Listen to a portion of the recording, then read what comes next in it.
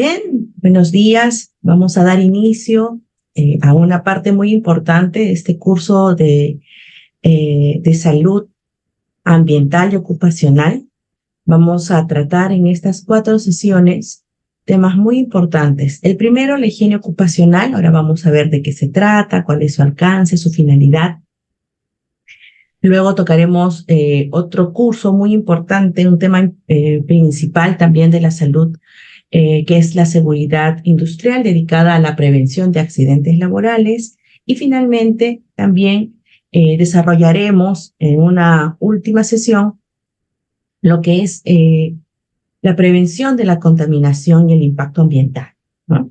Estos 4 temas, bueno, estos 3 temas, porque higiene es tan amplio que lo vamos a tocar en 2 sesiones, ¿no? Vamos a ir viendo, conociendo temas fundamentales, definiciones, por qué necesitamos dentro de nuestro conocimiento desarrollar estos ámbitos principales y por qué a nosotros como futuros médicos ocupacionales, de repente profesionales en la salud especializados en prevenir enfermedades ocupacionales, por qué tenemos justo que ser muy precisos. Es un conocimiento muy amplio. Bien, mi nombre es Nancy Cárdenas. Voy a ser docente en estos temas de mi especialidad. Soy ingeniera de higiene y seguridad industrial, egresada de la Universidad Nacional de Ingeniería, con más de 20 años de experiencia laboral y docencia universitaria. Entonces, para dar inicio a este curso, yo quisiera que a lo largo de lo que vamos a ir conversando, pueda tener en el momento que ustedes deseen abrir sus micrófonos, hacer las consultas que requieran para poder saber, conocer. También yo les voy a hacer algunas preguntas. Si se me está entendiendo sobre todo estos conceptos principales que vamos a ir desarrollando. Vamos a ver que la higiene va a tener una secuencia, una forma lógica de manejar estos problemas que vamos a encontrar dentro del ámbito laboral. Todos vamos a tener un diferente ámbito de trabajo o una ocupación. La diferencia entre, de repente, trabajo y ocupación, que para efectos pareciera que fuera lo mismo, es que normalmente se pensaba que estas enfermedades que se podrían desarrollar cuando la persona realiza algún tipo de trabajo, realmente no solamente cuando una persona trabaja y recibe una remuneración puede suceder este tipo de enfermedades, sino también cuando hace una ocupación, como por ejemplo ustedes son estudiantes. ¿Qué sucedería si de repente a un estudiante, porque está cargando una mochila muy pesada, porque está sentado muchas horas o una jornada prolongada en una silla que de repente no puede hacer lo más adecuado, pueda ir desarrollando algún tipo de lesión, dolor en la espalda, en el cuello, ¿no? Debido a la ocupación que desarrolla? Entonces, vamos a ir viendo que estos temas no solo se enmarcan en el trabajo, sino también en la ocupación que podemos realizar todas las personas. Bien, entonces, sin más preámbulo, vamos a comenzar con este curso que se llama higiene ocupacional, con este tema específico, ¿no? Bien, entonces, como primer punto, vamos a hablar el índice de lo que vamos a ir desarrollando, ¿no? Definiciones, conceptos principales, cuáles son los agentes fundamentales de riesgo. Vamos a saber qué es un agente, ¿no? Algo que va a contribuir a un factor que nos va a exponer a una situación en la que yo me puedo ver afectado en mi salud, ¿no? Puede ser un ruido fuerte, puede ser una mala iluminación deficiente, una condición de demasiado calor, una condición de demasiado frío. Por ejemplo, si estamos trabajando en altura, ¿qué sucede con las personas que están trabajando en la parte de exteriores, personal de construcción, por ejemplo, ¿no? El clima también nos puede afectar. Factores contemporáneos ya no solo son el ruido, los químicos o de repente un agente biológico lo que nos pueda estar afectando a la salud, sino también factores que están considerados como contemporáneos porque van surgiendo, no la vida de la persona a veces no está afecta tanto al tema de lo que está ocurriendo como partículas, como ruido, vibraciones tan evidentes, ¿no? Sino más bien a condiciones como puede ser la organización del trabajo, un trabajo monótono, ¿no? Que tiene que ver ya con el ámbito de la ergonomía, que también van a recibir con el doctor Ribotti el desarrollo de este tema, y también ahora la prevención del estrés laboral, ¿no? Factores psicosociales que pueden afectar el desarrollo de mi trabajo, no necesariamente a una enfermedad inmediata, sino a un factor que puede alterar mi comportamiento, mi desarrollo profesional. ¿Por qué? Porque el ámbito en el que se desarrolla mi organización es de repente demasiado demandante, ¿no? Por ejemplo, ustedes como futuros médicos pueden tener de repente una cantidad de pacientes superior a lo que realmente ustedes pudieran manejar, ¿no? Entonces esto, al tener un desequilibrio entre el factor psicosocial de mi control, yo no tengo mucho control de lo que está sucediendo, y le unamos el otro factor que es la demanda, la exigencia física, la exigencia psicológica, a estos dos factores van a hacer que ocurra el estrés, ¿no? Lo vamos a ver también más adelante. Vamos a tratar rápidamente cuáles son aquellas normativas que debemos cumplir, porque en el Perú contamos ya con un marco legal respecto a todo lo que es seguridad y salud en el trabajo. Entonces, lo que nosotros hacemos muy bien, lo hacemos por convicción, por conceptos, porque sabemos que esto ayuda a la integridad física del trabajador, pero también lo hacemos porque hay una normativa que debemos cumplir. Y a veces a las empresas en donde ustedes puedan ir a trabajar, van a ingresar más por el cumplimiento legal. Tenemos que cumplir porque si no, vamos a recibir una sanción económica, una sanción de repente que nos puedan cerrar la empresa por incumplimiento de estas normas. O si una persona tiene una enfermedad que se ha desarrollado en el trabajo, puede demandar a la empresa. Ahora ya hay juzgado también en lo laboral. Entonces se están manejando ese tipo de, digamos así, demandas donde el trabajador está quejándose porque una empresa no se les dio las condiciones de acuerdo a ley, y en estos tribunales lo que está ocurriendo es que está ganando el trabajador y las empresas también reciben una sanción normalmente económica, ¿no? Finalmente, ya para ir entrando en el tema, ¿no?, de lo que es la higiene, vamos a desarrollar primero los agentes fundamentales, los agentes químicos, los agentes físicos y biológicos, pero lo vamos a ver de una forma muy rápida, ¿no?, porque los vamos a desarrollar de manera más amplia en la siguiente sesión del día martes. Bien, entonces empezamos. Empezamos con este tema muy importante, ¿no?, con las definiciones. Y la primera definición que vamos a tocar es justamente como nuestro objetivo es cuidar al trabajador, ¿no? En todo su aspecto de salud. La primera definición que tenemos es saber qué es el hombre.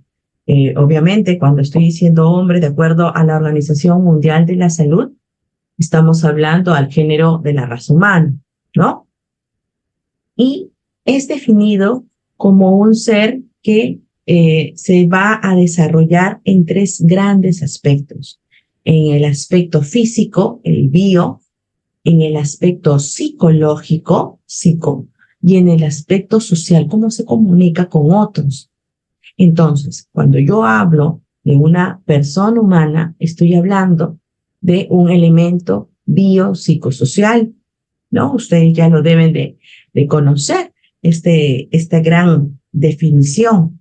Por lo tanto, cuando yo voy a tratar de observar problemas que se puedan generar en el desarrollo de esta persona en su ámbito laboral, voy a tener que ver cómo está la parte física, cómo está la parte psicológica, el estrés, cómo está la salud mental y también la parte social. Es muy importante que se relacione una persona adecuadamente en un clima laboral que sea favorable, donde pueda haber mucha comunicación, tanto con sus pares, personal de su mismo nivel, como con sus jefes o superiores, ¿no? Eso es muy importante. Bien, segundo concepto, la salud. Ustedes también ya deben de ir manejando este concepto, ¿no? Un estado de completo bienestar, justamente en los tres ámbitos de la persona, físico, mental y social, ¿no? Y no solo la ausencia de enfermedades, ¿no? También la Organización Mundial de la Salud ya lo había definido de esta manera. Estos conceptos no han cambiado, ¿no? Seguimos pensando como el hombre como un elemento biopsicosocial y en la salud también como el estado completo de bienestar, ¿no? Nosotros entonces tenemos que llevar a ese bienestar a ese trabajador en los tres aspectos. Bien, ahora vamos a entrar un poco más al detalle. ¿Qué incluye la salud física y orgánica? Obviamente queremos que no vaya a dañarse de repente una persona de limpieza porque está en contacto con productos químicos que pueden ser abrasivos, ¿no? Con guantes que le puede generar de repente dermatitis de contacto, ¿no? Tenemos que ver su parte física. La parte psíquica es justamente ese equilibrio que estábamos buscando, ¿no? Tenemos que buscar un equilibrio dentro del desarrollo de su actividad, pero también el equilibrio de lo que va a ser, luego lo conoceremos como la doble presencia, ¿no? El nivel, cómo puede estar viendo su trabajo desde un punto de vista intelectual y cómo puede ir viendo su trabajo de una forma emocional, ¿no? Estas dos tienen que estar relacionadas. Con respecto a la parte social, estamos tratando de ver cómo el individuo se va a desarrollar dentro de una organización, ¿no? Debe de sentirse útil, debe de sentirse que pertenece a un grupo, a un equipo, ¿no? Cuando decimos todos somos un equipo, hay mucho desarrollo respecto al tema del clima laboral. Está relacionado justamente a sentirse parte de un grupo. Si a uno lo excluyen, que esos justamente son los problemas que van a ocurrir dentro del trabajo, le excluyen, no le hablan, lo maltratan, así como en el colegio que ocurre el bullying, el mismo maltrato que ocurre en un trabajador en el trabajo, que lo vamos a ver, se llama mobbing, ¿no? También hay un aislamiento, esto es incorrecto, esto se sabe que va a generar también una afectación a la salud de la persona. Por lo tanto, tenemos que ir en todos estos ámbitos.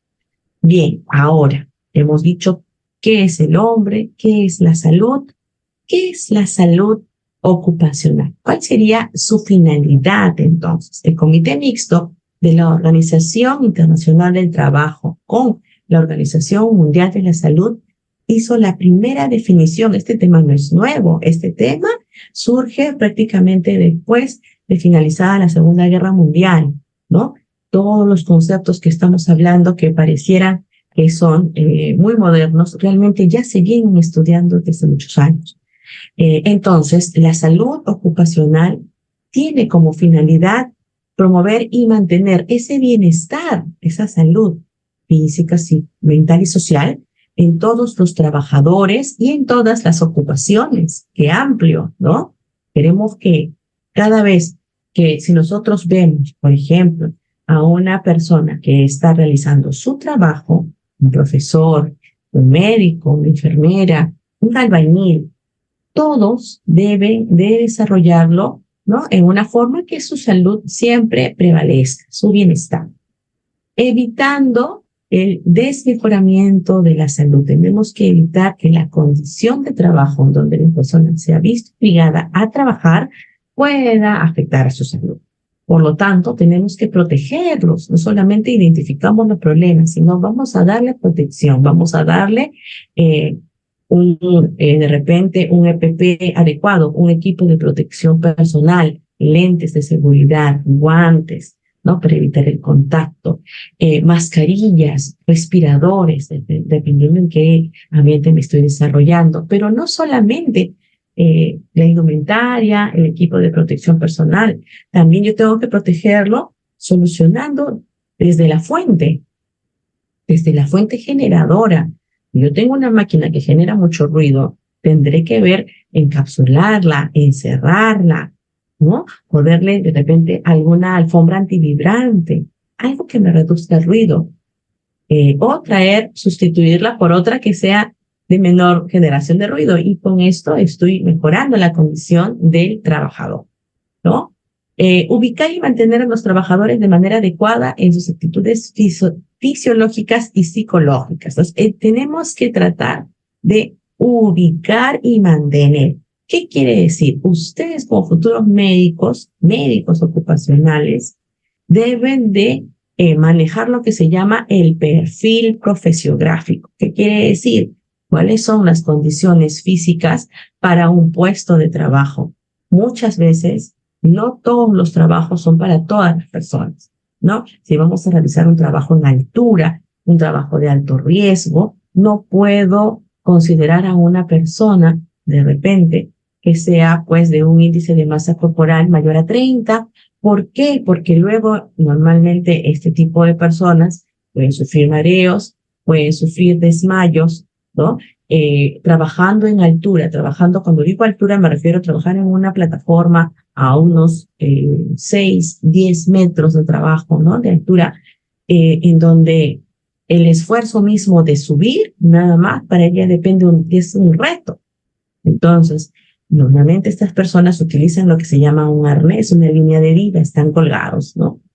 Si se cae, es difícil poder rescatarlo, ¿no? Una persona delgada se le va a rescatar más rápido. Una persona que tiene un índice de masa corporal mayor a 30 va a ser muy complicado hacerlo, ¿no? Por el peso, por el equipo, por la forma como va a tener de repente movilidad un poco más restringida. Entonces vamos a ver que hay puestos de trabajo en donde hay personal idóneo, donde no vamos a exacerbar su problema de salud.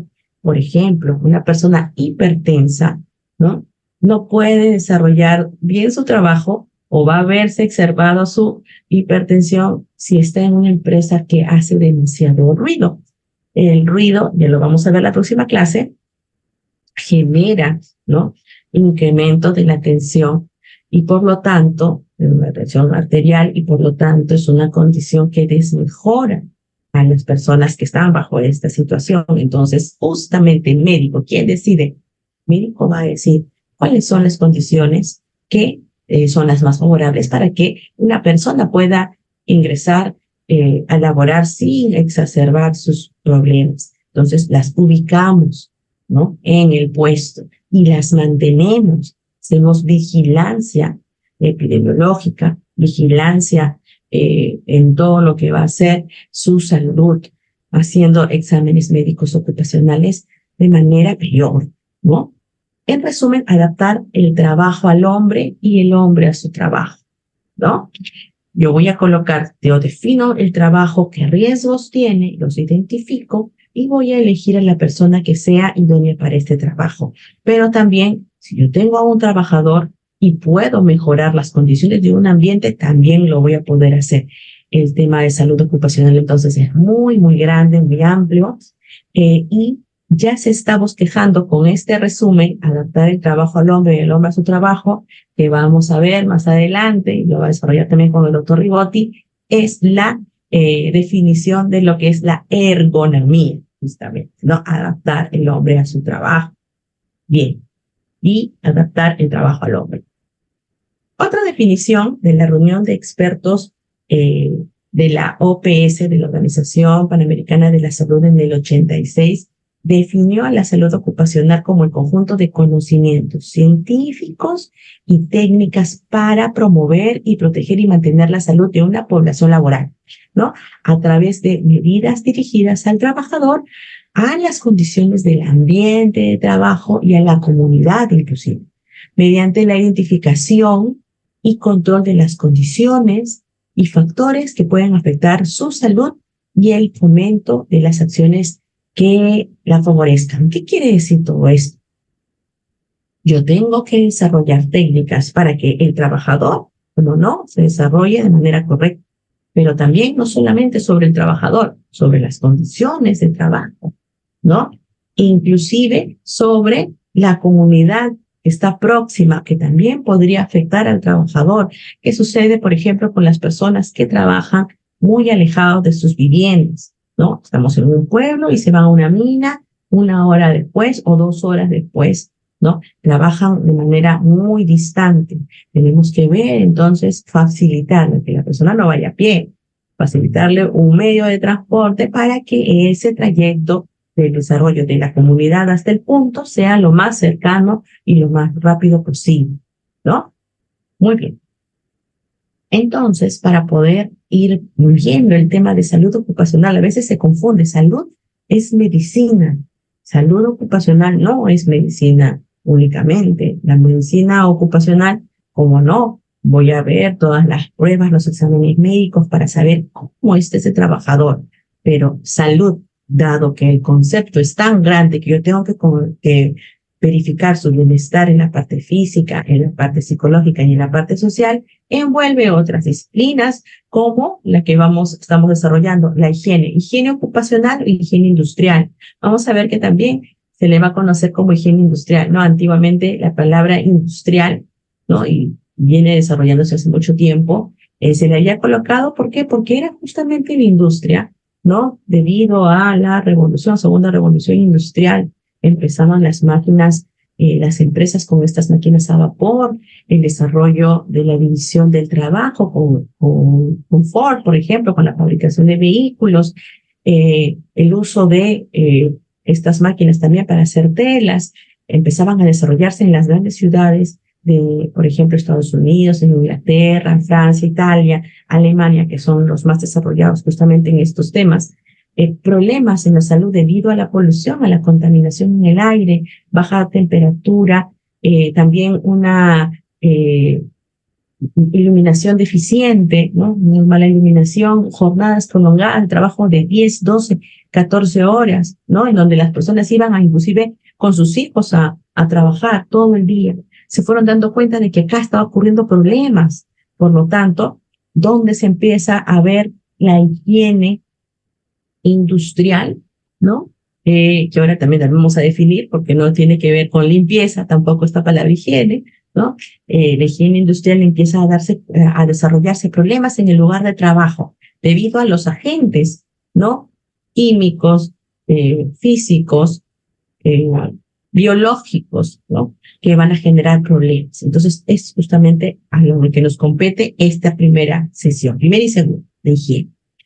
Luego viene la medicina ocupacional, como no desarrollado completamente por los médicos, que ya Ramazzini ya han sabido que es considerado el padre de la medicina ocupacional, fue el primero que empezó a preguntar a las personas, a relacionar que la enfermedad que tenía estaba muy vinculada al lugar donde trabajaba. Y empezaba a preguntar, señor, ¿usted dónde trabaja? ¿Qué actividad realiza? ¿Cuál es su ocupación?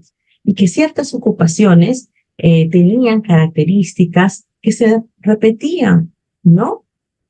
Como por ejemplo, algunos trabajadores de la fundición presentaban problemas muy similares, ¿no? Debido a la inhalación de los vapores de metales, ¿no? Entonces, iba identificando enfermedades muy diferente a aquellos que trabajaban en la mina, muy diferente a los alfareros que utilizaban plomo, muy diferente a diferentes ocupaciones, cada una, o a un ganadero, ¿no? Que se llenaba, por ejemplo, de verrugas, que se llenaba de otro tipo de enfermedades, entonces, por el contacto de animales, ¿no? La medicina ayuda mucho a identificar qué problemas médicos, qué enfermedades ocupacionales se relacionan con diferentes tareas. Bien, el tema de la tercera sesión será la seguridad industrial, prevención de accidentes de trabajo y eventos catastróficos. ¿A qué le decimos eventos catastróficos o accidentes mayores? Incendios, explosiones, ¿no? Y prepararnos ante cualquier situación externa que puede afectar a la empresa, ¿no? La diferencia entre esta afectación de la higiene y la afectación de la seguridad industrial, la principal diferencia es que la higiene industrial va a prevenir enfermedades ocupacionales, ¿no? Está muy ligada a la medicina. Y la seguridad industrial va a prevenir accidentes de trabajo. Es algo súbito. Estaba encima de un andamio, se cayó y se murió, o se cayó y se fracturó la columna. Estaba manipulando un ácido fuerte, sufrió una salpicadura e inmediatamente ya tiene una herida abierta debido a ese contacto. Es algo súbito.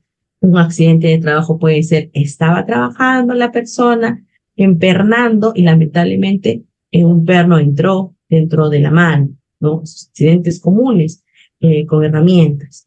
La diferencia entonces entre la higiene y la seguridad es que vamos a ver medidas como no evaluación, control, pero esto tiene que ver relacionadamente a la tarea con herramientas, con fuego, con electricidad, que me va a generar, como no, una afectación a la salud, pero de manera súbita, rápida, ¿no? Esa es la gran diferencia.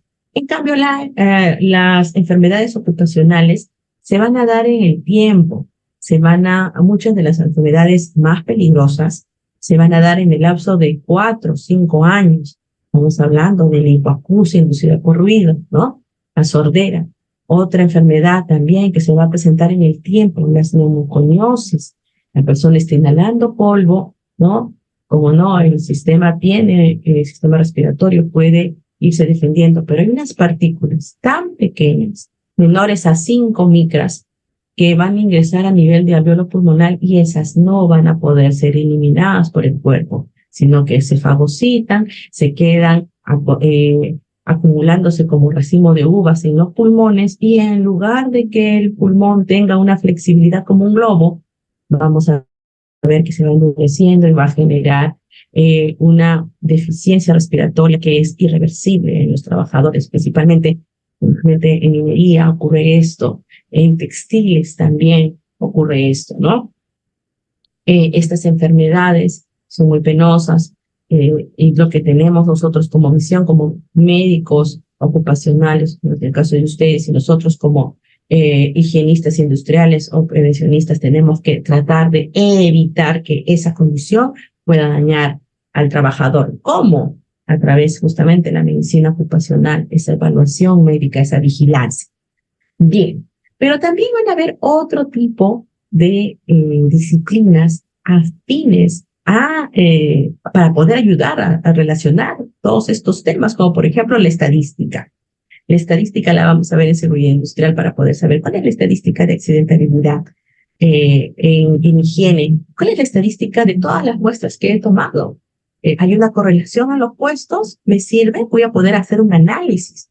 Daré la estadística. En la parte médica también, ¿no? Estadísticamente, ¿cómo va este paciente? Bueno, en este caso, el trabajador, ¿no? Cómo ha ido el trabajador evolucionando sus niveles de ruido, sus niveles de plomo en sangre, o de metales pesados, o lo que ustedes quieran investigar, ¿no? La estadística entonces va a entrar como un punto, una disciplina muy, muy importante a todo lo que estamos desarrollando, ¿no? Pero van a haber otras, ¿no? Muchas más, como la psicología, por ejemplo, porque nosotros estamos tratando de ver el bienestar también de la persona a nivel psíquico. Entonces, ¿cómo usted controla sus emociones? ¿Qué temas de repente personales pueda estar acarreando, llevando de la casa al trabajo? Entonces, la psicología también va a ser otra disciplina muy importante y así, la biología, en general, cada una de las especialidades que nosotros vamos a ir tratando, por ejemplo, la ingeniería mecánica, porque vamos a tratar de solucionar problemas en las máquinas, ¿no? Entonces, la ingeniería también me va a servir para solucionar estos problemas, para poder controlar el ambiente. Perfecto. Si no hubiese ninguna consulta hasta acá, continuamos. ¿Alguno tiene alguna pregunta? ¿Está todo claro? Por favor, me confirman.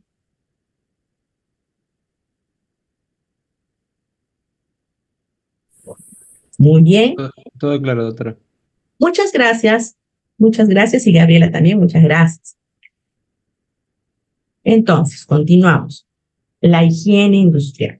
Higiene industrial eh, está definida ya desde el año 1954, ¿no? Como la ciencia y arte. ¡Wow! ¡Qué palabra! Ciencia y arte. Relacionadas al reconocimiento. Vamos a identificar, vamos a ver en el lugar de trabajo, ¿no? Donde está laborando el trabajador. Vamos a evaluar, vamos a medir, vamos a utilizar equipos de medición para poder saber cuál es el nivel de ruido, cuál es la concentración de las partículas o un agente químico, o cuál es de repente la exposición que tiene a algún agente biológico, ¿no? Vamos a evaluar, vamos a reconocer, ver, vamos a evaluar, vamos a medir y vamos a controlar aquellos factores ambientales, ¿no? Que puedan provocar en el lugar de trabajo alguna enfermedad ocupacional, ¿no? O puedan destruir la salud y el bienestar de la persona o crear algún tipo de malestar entre los trabajadores o los ciudadanos de una comunidad. ¿Por qué también se dice malestar significativo? Porque no todas las situaciones en el lugar de trabajo me va a generar de por sí una enfermedad en el momento. Vamos a empezar con algo que se llama el concepto de molestia. ¿Qué es una molestia? El ruido. El ruido tal vez no está a un nivel que me genere de repente una hipoacusia en el tiempo. No estoy superando. Y acá viene otro tema muy importante. Límite permisible. Está por debajo de un límite permisible. Para eso yo evalúo, para compararlo con un límite. Está por debajo de un límite permisible, pero me genera molestia. Ese ruido de ese motor o de ese ventilador o durante todo el día me está generando una molestia. No necesariamente va a haber una enfermedad, pero esa molestia me está tensionando, me está generando,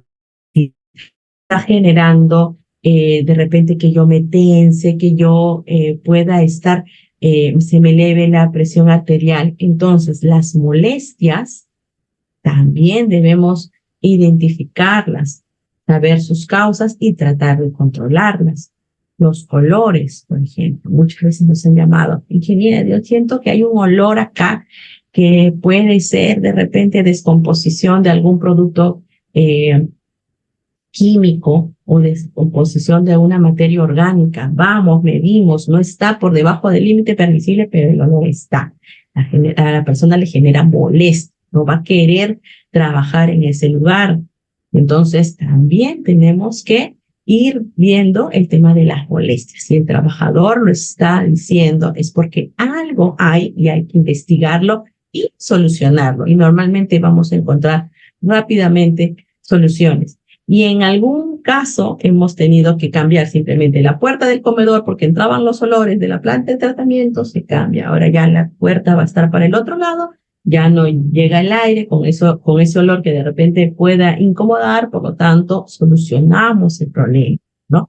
Esto ya es parte de la higiene ocupacional. Vamos a tratar de prevenir enfermedades ocupacionales y molestias. ¿A través de qué? Reconocimiento, evaluación y control. Esas tres palabras son los pilares de la higiene industrial, ¿no? Esto lo dijo justamente la Asociación de Higienistas Industriales en los Estados Unidos en el año 50. Bien, otra definición. J.J. Brumfield, considerado como el padre de la higiene industrial en los Estados Unidos, en su libro Introducción a la higiene industrial del 63, ya nos hablaba también, ¿no? La principal preocupación de la higiene industrial es la conservación de la salud de los trabajadores. Oh, qué palabra tan, ¿no? Qué grande, salud de los trabajadores, y por tanto requiere un programa de protección de salud y enfermedades ocupacionales y se extiende más allá de los límites de la mera prevención, incluyendo aspectos más amplios de la salud total del trabajador. Nos habla de un programa nos habla de ¿qué es un programa? Un programa, obviamente, nosotros planificamos, identificamos todos los problemas y todos estos problemas yo necesito controlar. Uy, tengo problema de ruido, tengo que controlar con estas medidas. Tengo problema de repente de iluminación deficiente, voy a tener que hacer medidas como, por ejemplo, hacer la inspección de las luminarias, hacer el recambio cuando sea necesario, ¿no? Mejorarlas por unas que sean de mayor potencia. De repente, con esas pequeñas medidas se solucionan muchos problemas. Tengo problemas de repente de que hay un solvente que puede ser inhalado por los trabajadores. Los solventes normalmente son cancerígenos o carcinogénicos. Por lo tanto, hay que ver cómo lo vamos a solucionar. Me van a salir de esa revisión una serie de pasos y actividades que yo las tengo que organizar en un programa, ¿no? Inclusive en las empresas más grandes existe programa de conservación de la audición, identificación de fuentes sonoras, mediciones periódicas, mantenimiento de las fuentes, la evaluación al trabajador para correlacionar la causa con el efecto, ¿no? Todo un programa. Igualmente puede ocurrir con el tema de iluminación, ya nos ha pasado, hemos mapeado, haciendo un mapa de iluminación de todas las áreas porque habían problemas graves en muchas líneas de producción. ¿Qué se hizo? Se cambió todo el sistema por LED, asunto solucionado, ¿no? Otro programa será, de repente, hacer mediciones de la parte biológica. Ahora que hemos estado con el tema del COVID, hemos tenido que hacer evaluaciones en superficies, en manos, en trabajadores, para ver cómo está ese nivel de carga biológica. Y vamos a tener que hacer la programación a través de qué, lavado de manos, cambio, limpieza de superficies, ¿no? De áreas de trabajo, ver que las paredes sean fáciles de limpiar a través de qué, a través de colocar paredes que no sean solamente con una pintura sencilla, sino de látex para que puedan ser rápidamente limpiadas a través de un trapo húmedo, ¿no? Y mejoramos esas condiciones de trabajo. Entonces, acá ya esta definición la cogemos porque me está hablando de un programa, ¿no? Un programa de protección. Y no solamente a la prevención. ¿Qué es prevenir? Vamos a anticipar, ¿no? Antes de que ocurra el problema, como ya lo identifiqué, tengo que esperar que eso no ocurra, tengo que anticiparme. Y finalmente, cuando ya evoluciona el concepto, ya en el año 98, la reunión de la Organización Mundial de la Salud y la OIT nos habla de la higiene ocupacional en América Latina como la ciencia de la anticipación, porque ya está colocando la palabra prevención dentro de la definición. Pues vamos a anticipar en el diseño de la planta, en el diseño del lugar de trabajo. Yo no voy a esperar a tener un lugar que trabaje la gente y meto más máquinas porque tengo que producir más, que es lo que normalmente ha ocurrido siempre, ¿no? Sino que yo ya diseño mi planta industrial, ya diseño mi lugar de trabajo para los puestos que voy a tener. La iluminación la voy a diseñar justamente pensando dónde van a trabajar abajo. Y por eso coloco mis luminarias arriba, ¿no? Hay una anticipación antes del diseño, la anticipación. Luego, en el lugar de trabajo, reconocimiento, voy a ver, o sea, qué puede estar afectando al trabajador. Voy a evaluar, evaluación de los riesgos, voy a medir, los voy a comparar con los límites, justamente por eso necesito evaluar. Y en general, no todas las condiciones perjudiciales en el ambiente laboral, así como el desarrollo de estrategias de prevención y control. Yo prevengo, me anticipo, pero también controlo lo que ya está ahí, ¿no? Lo que ya está existente, con el objetivo de proteger y promover la salud de los trabajadores y de la comunidad y del medio ambiente en general. Todo problema que puedo tener adentro, si yo no lo controlo dentro de la empresa, eso sale al exterior. ¿Y a quién voy a afectar? A la comunidad.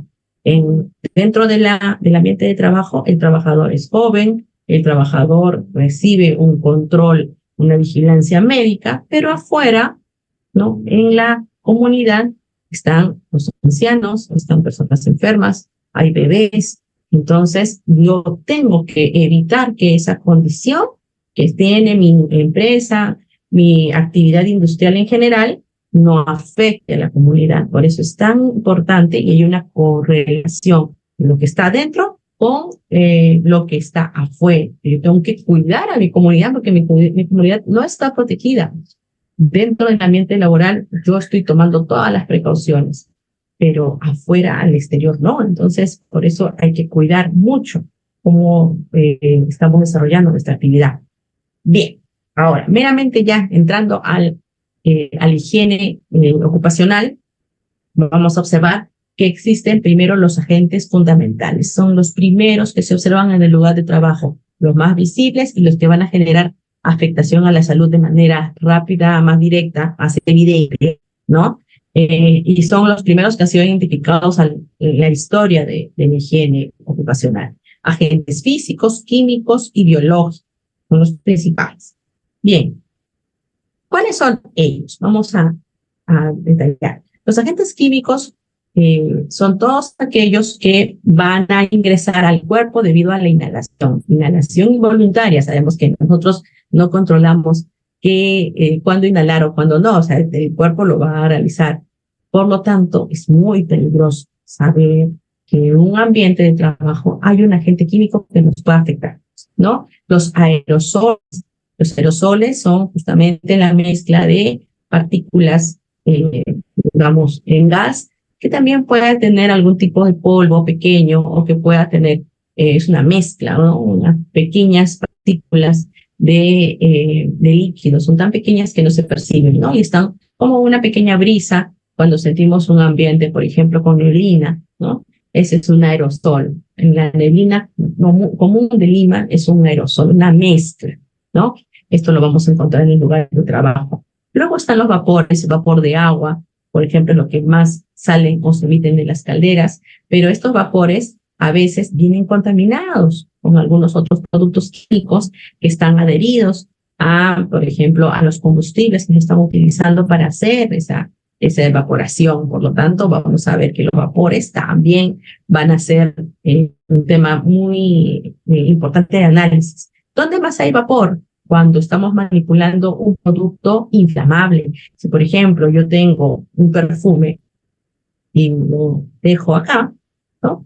Presiono, voy a sentir rápidamente que el olor de lo que está líquido va a pasar rápidamente al ambiente, ¿no? Con un olor característico. También es un vapor, está pasando del estado líquido al estado gaseoso. Se está rápidamente secando por la acción del calor, ¿no? Y entonces cambia de estado líquido al gaseoso.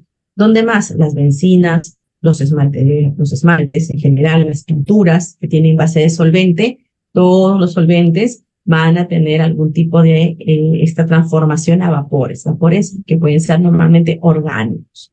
Bien, luego tenemos los gases. Los gases son puramente estado gaseoso, ¿no? Compuestos que van a ser nocivos, van a estar en el ambiente, imposible detectarlos a simple vista, siempre va a ser necesario tener que tomar en consideración estas mediciones, ¿no?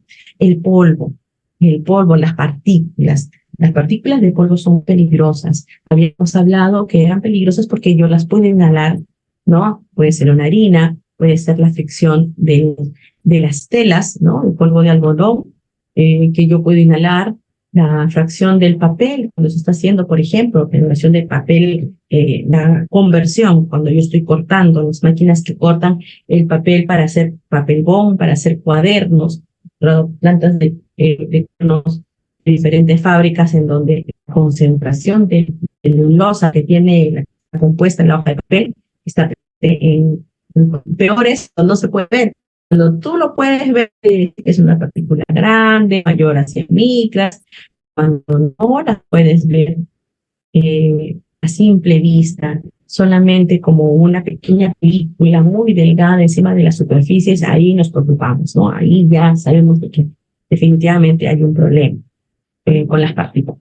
Luego, ¿dónde? Donde hay chancado, ¿no? Vamos a donde hay chancado, fracturado de rocas, como en la minería lo vamos a encontrar. Luego vienen las neblinas, ¿no? Las neblinas, cuando estamos pintando, por ejemplo, están pintando, ahora está muy común en las calles, empiezan a pintar utilizando las pistolas, ¿no?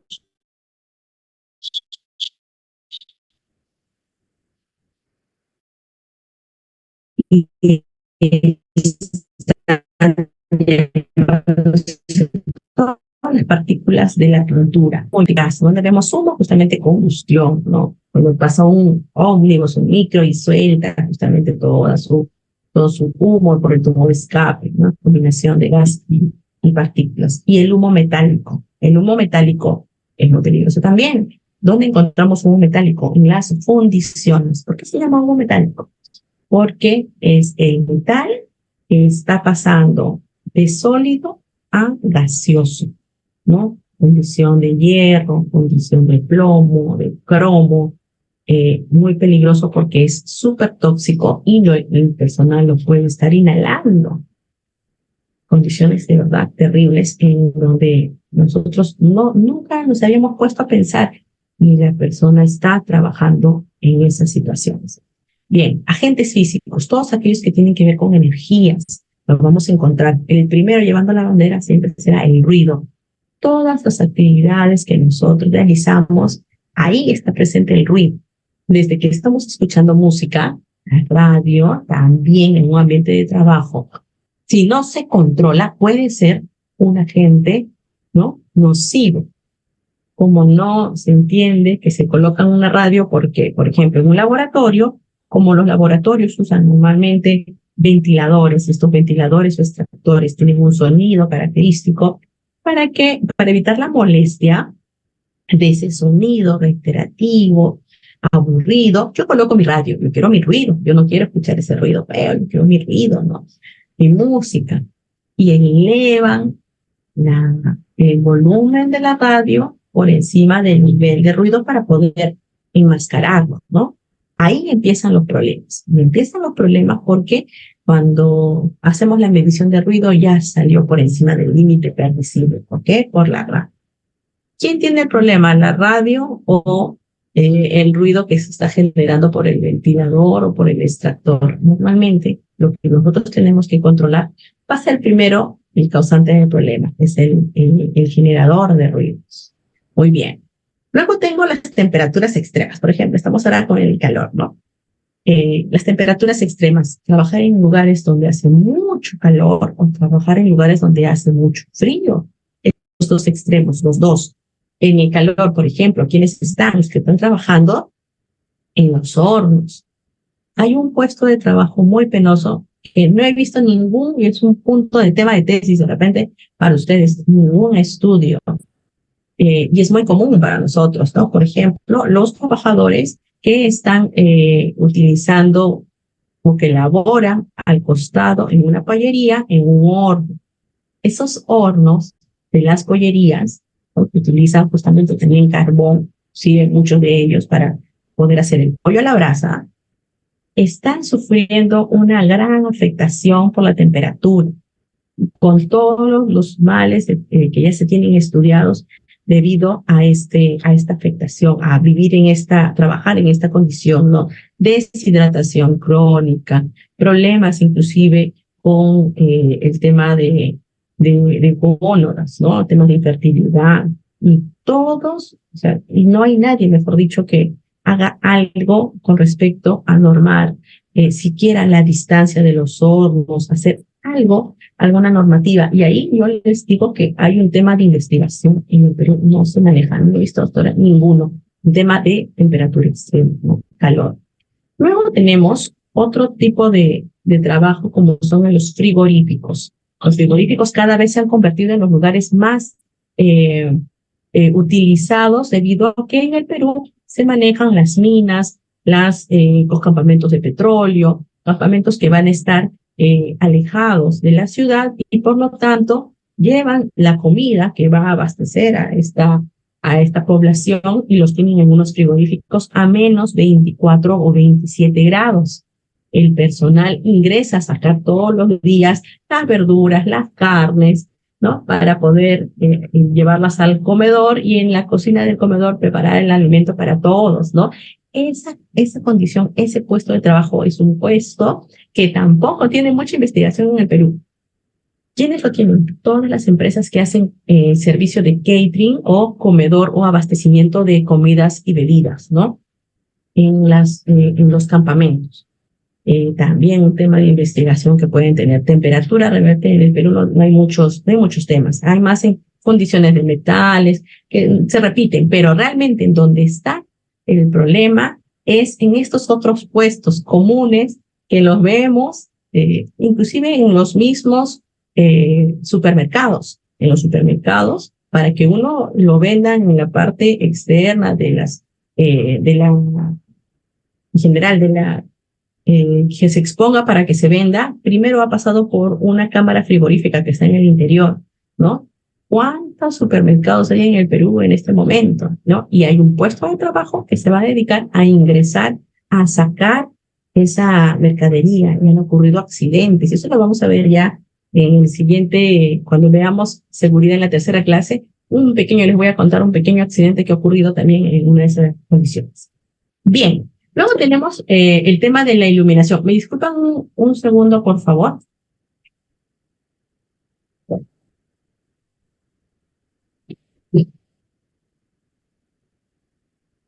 Así.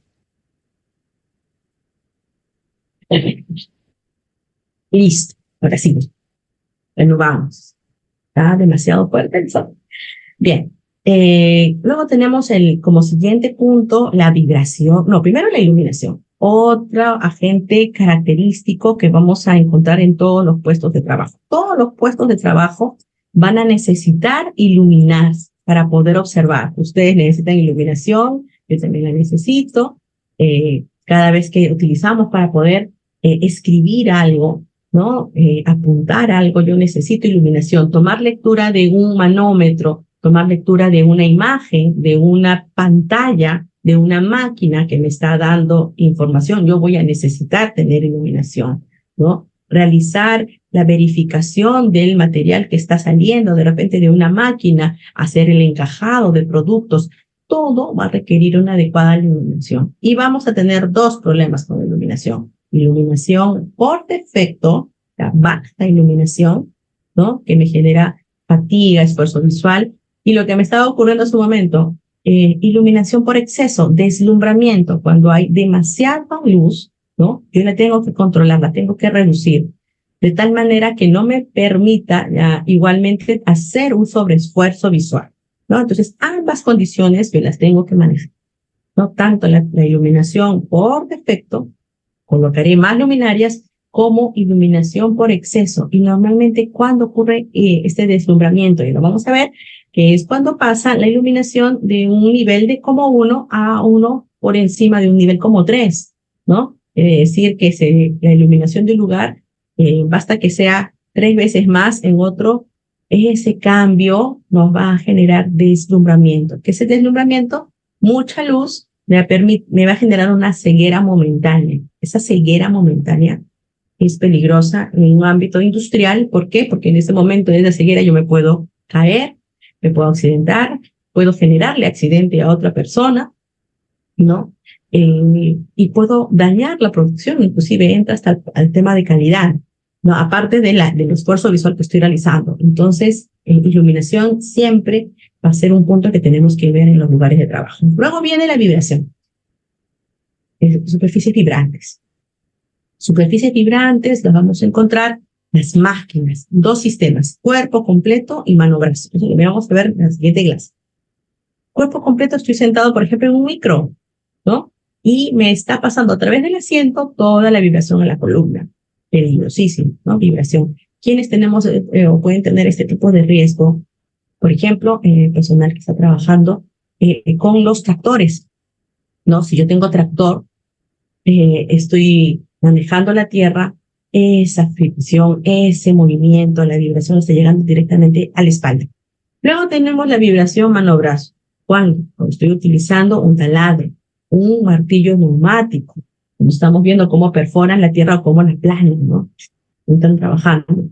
Va directamente al sistema mano-brazo, me puede generar después problemas en el túnel carpiano, etcétera. Ya vamos a ir comentando también la próxima clase.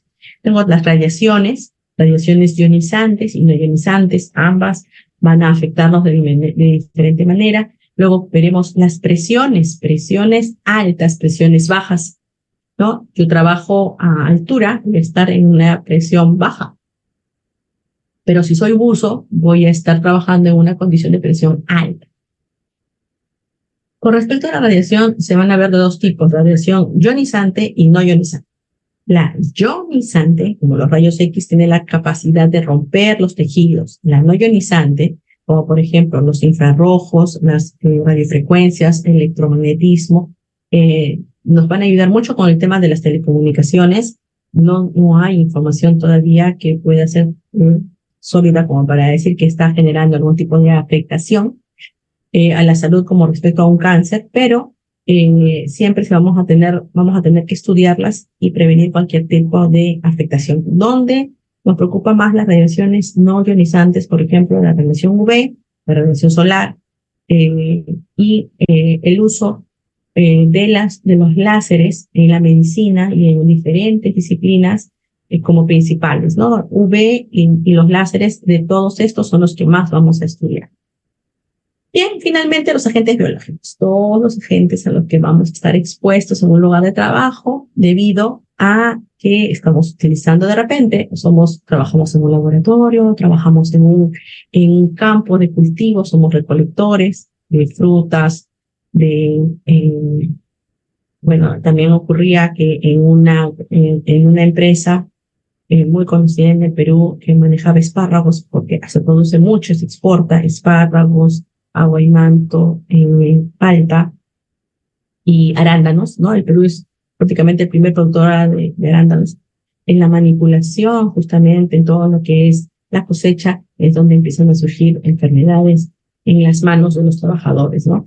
Agentes biológicos. Muchos puestos de trabajo entonces están en contacto. Pero ¿quiénes más? Todos los que trabajamos en salud vamos a estar expuestos también a agentes biológicos. Somos un agente biológico, por lo tanto, todas las personas que nos rodeen, con los que nosotros estemos hablando, también van a representar un riesgo biológico para nosotros, ¿no? Para poder que pueda dañar, pueda contagiar alguna enfermedad. Ya lo hemos vivido con la pandemia de COVID.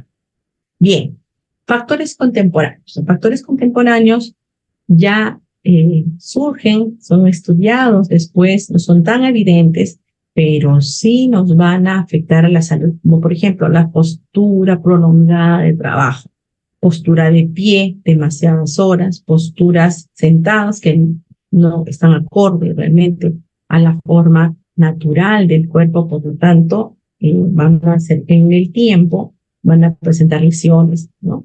La manipulación de cargas, esto se ve muchísimo, ¿no? La manipulación incorrecta, si no hay una buena técnica pegado al cuerpo, utilizando las piernas y no la espalda, esto va a lesionar al personal. Movimientos repetitivos. ¿Cuándo hacemos un movimiento repetitivo? La señora aquí está golpeando, pero hacemos repetitivos, claro, cuando escribimos. ¿Cuándo más? Celular. ¿Cuántos estamos acá? Moviendo pulgares, ¿no? Todo el tiempo movimiento repetitivo. Más de 20 veces en un minuto es un movimiento repetitivo. Puede ser nocivo.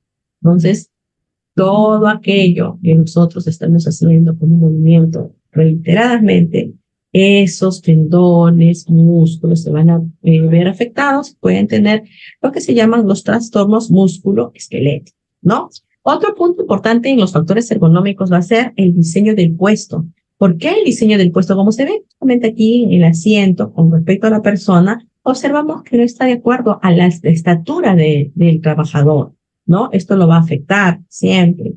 Esto lo va a afectar en todo. Normalmente en las máquinas que antiguamente se traían de Alemania, de Estados Unidos, eran demasiado grandes y los trabajadores pues estaban siempre en un sobreesfuerzo. ¿Qué? Porque el fenotipo en Perú es de una estatura más baja. Ahora ya se trae de China y está mucho mejor adaptado al tamaño y al fenotipo del peruano, ¿no? Esto es algo que se ha visto en el cambio de los 80s, 90s hasta la actualidad. Otro factor contemporáneo van a ser los factores psicosociales.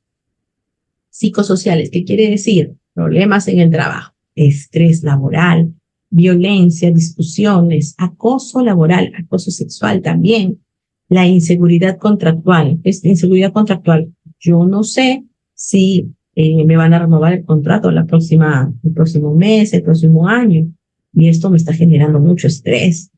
Me preocupa porque obviamente mi ingreso pues depende de mi familia, de mí, y yo lo tengo que pagar deudas, cuentas, ¿no? Luego está el burnout o desgaste profesional. Este es un mal muy recurrente. ¿Qué es el burnout? También conocido como el quemado por el trabajo o desgaste profesional. Es una persona que trabaja tanto para una empresa que va a pasar por 4 etapas.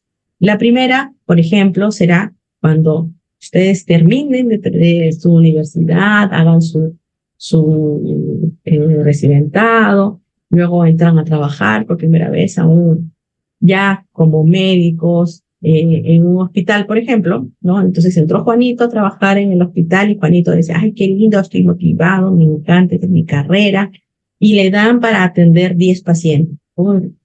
Es un esfuerzo, es un reto, pero estoy aprendiendo, ¿no? Yo soy capaz, yo puedo, y todavía me pagan por esto, qué bien, ¿no? Así me inicié ilusionado por el trabajo.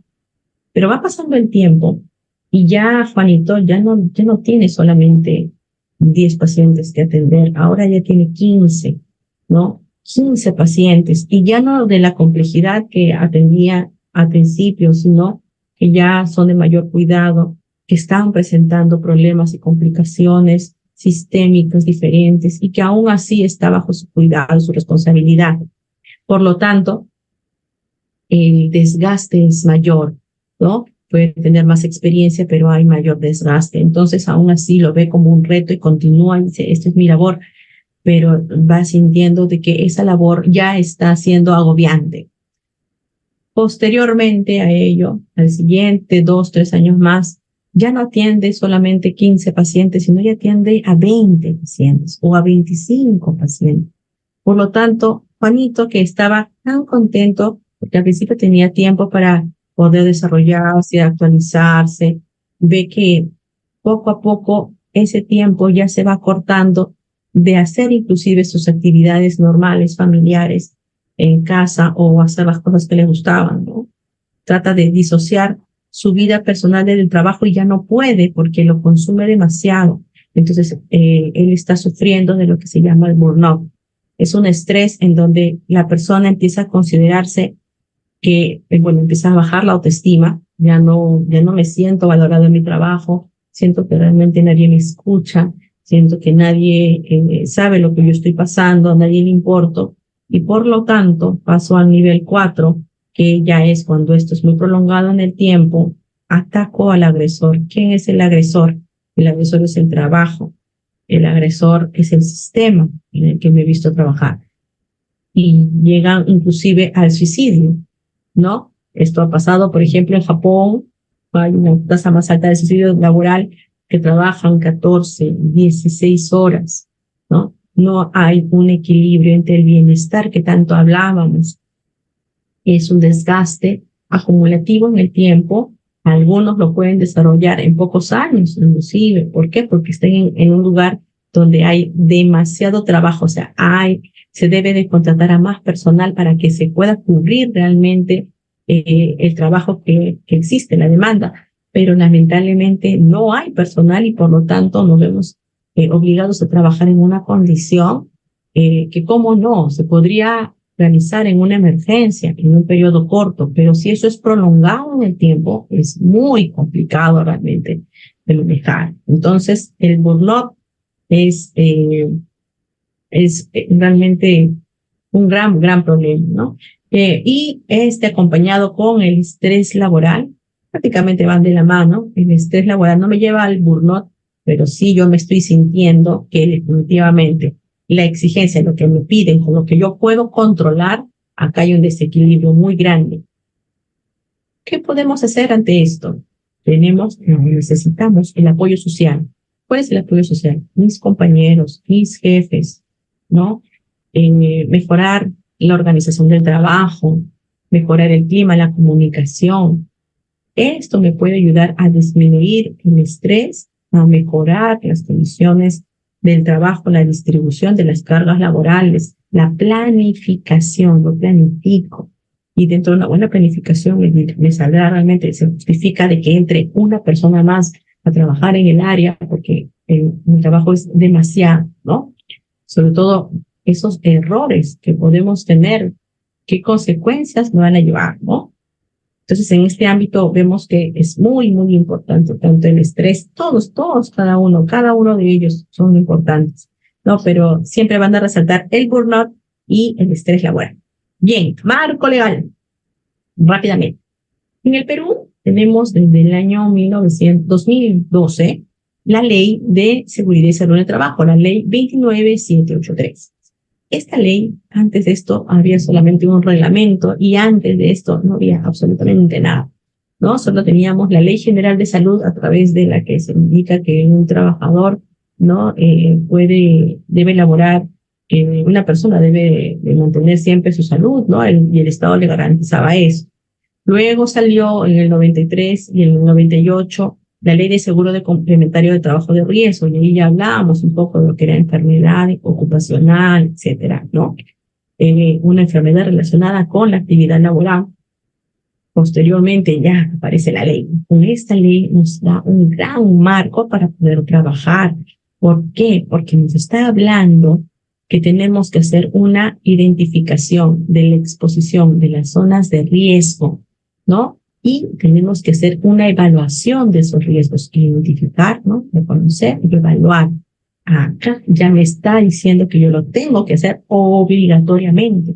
Y me dice, ¿cuáles son esas zonas de riesgo? Zonas donde hayan agentes físicos, químicos, biológicos, ergonómicos y psicosociales. Justamente lo que acabamos de mencionar, ¿no? Y que estos puedan estar generando daño a la salud. Entonces yo me agarro de esta norma y yo tengo que hacer que en la empresa en donde estoy trabajando cumplan, porque ya lo dice la ley. Si no, vamos a tener que sufrir nuestra gran multa por la SUNAFIL, por la Superintendencia Nacional de Fiscalización del Trabajo.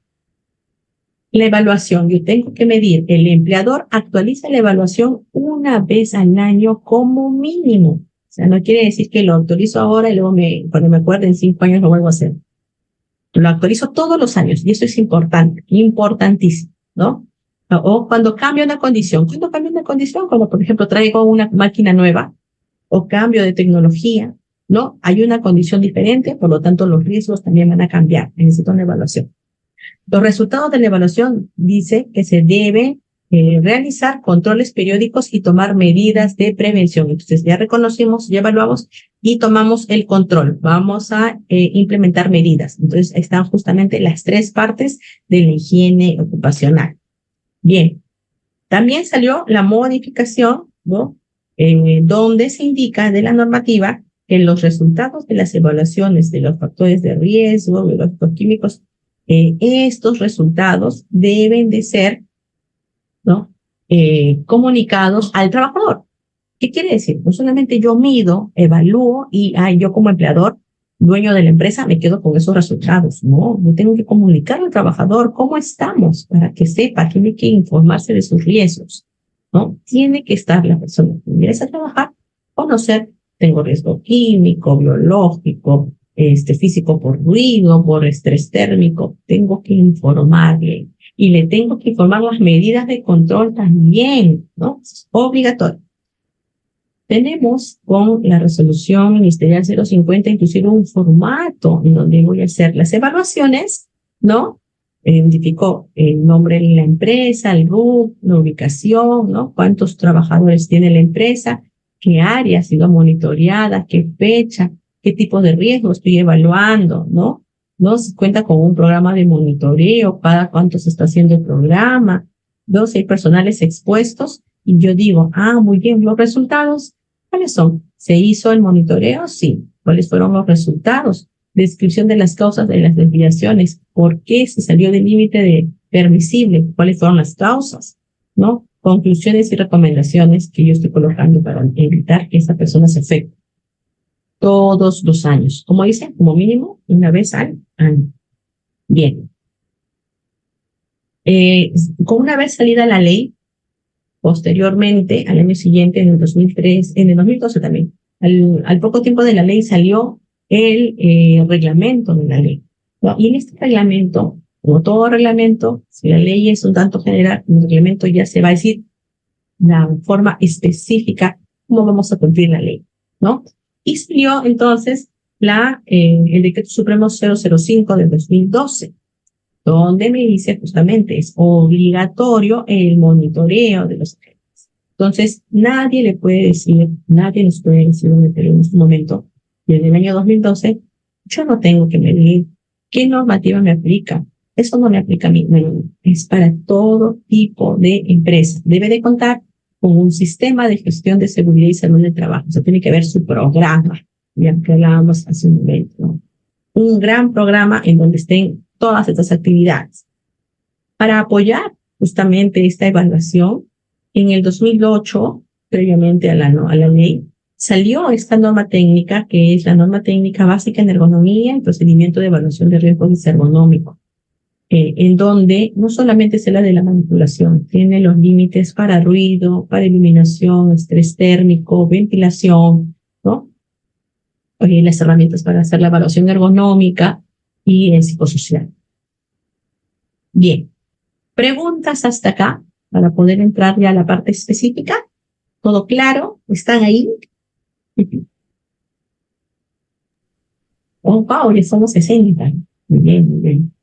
Bien. Si no hay ninguna pregunta, entonces continuamos. Ok, muchas gracias, Gabriela, por tu comentario. Está interesante. Muy bien, gracias. Todo claro, gracias. Edison, Ingrid, gracias. Bien. ¿Cómo soy? Muy bien. Yuri, Kevin, ok. Muy bien. Excelente. Gracias. Muy bien. Continuamos.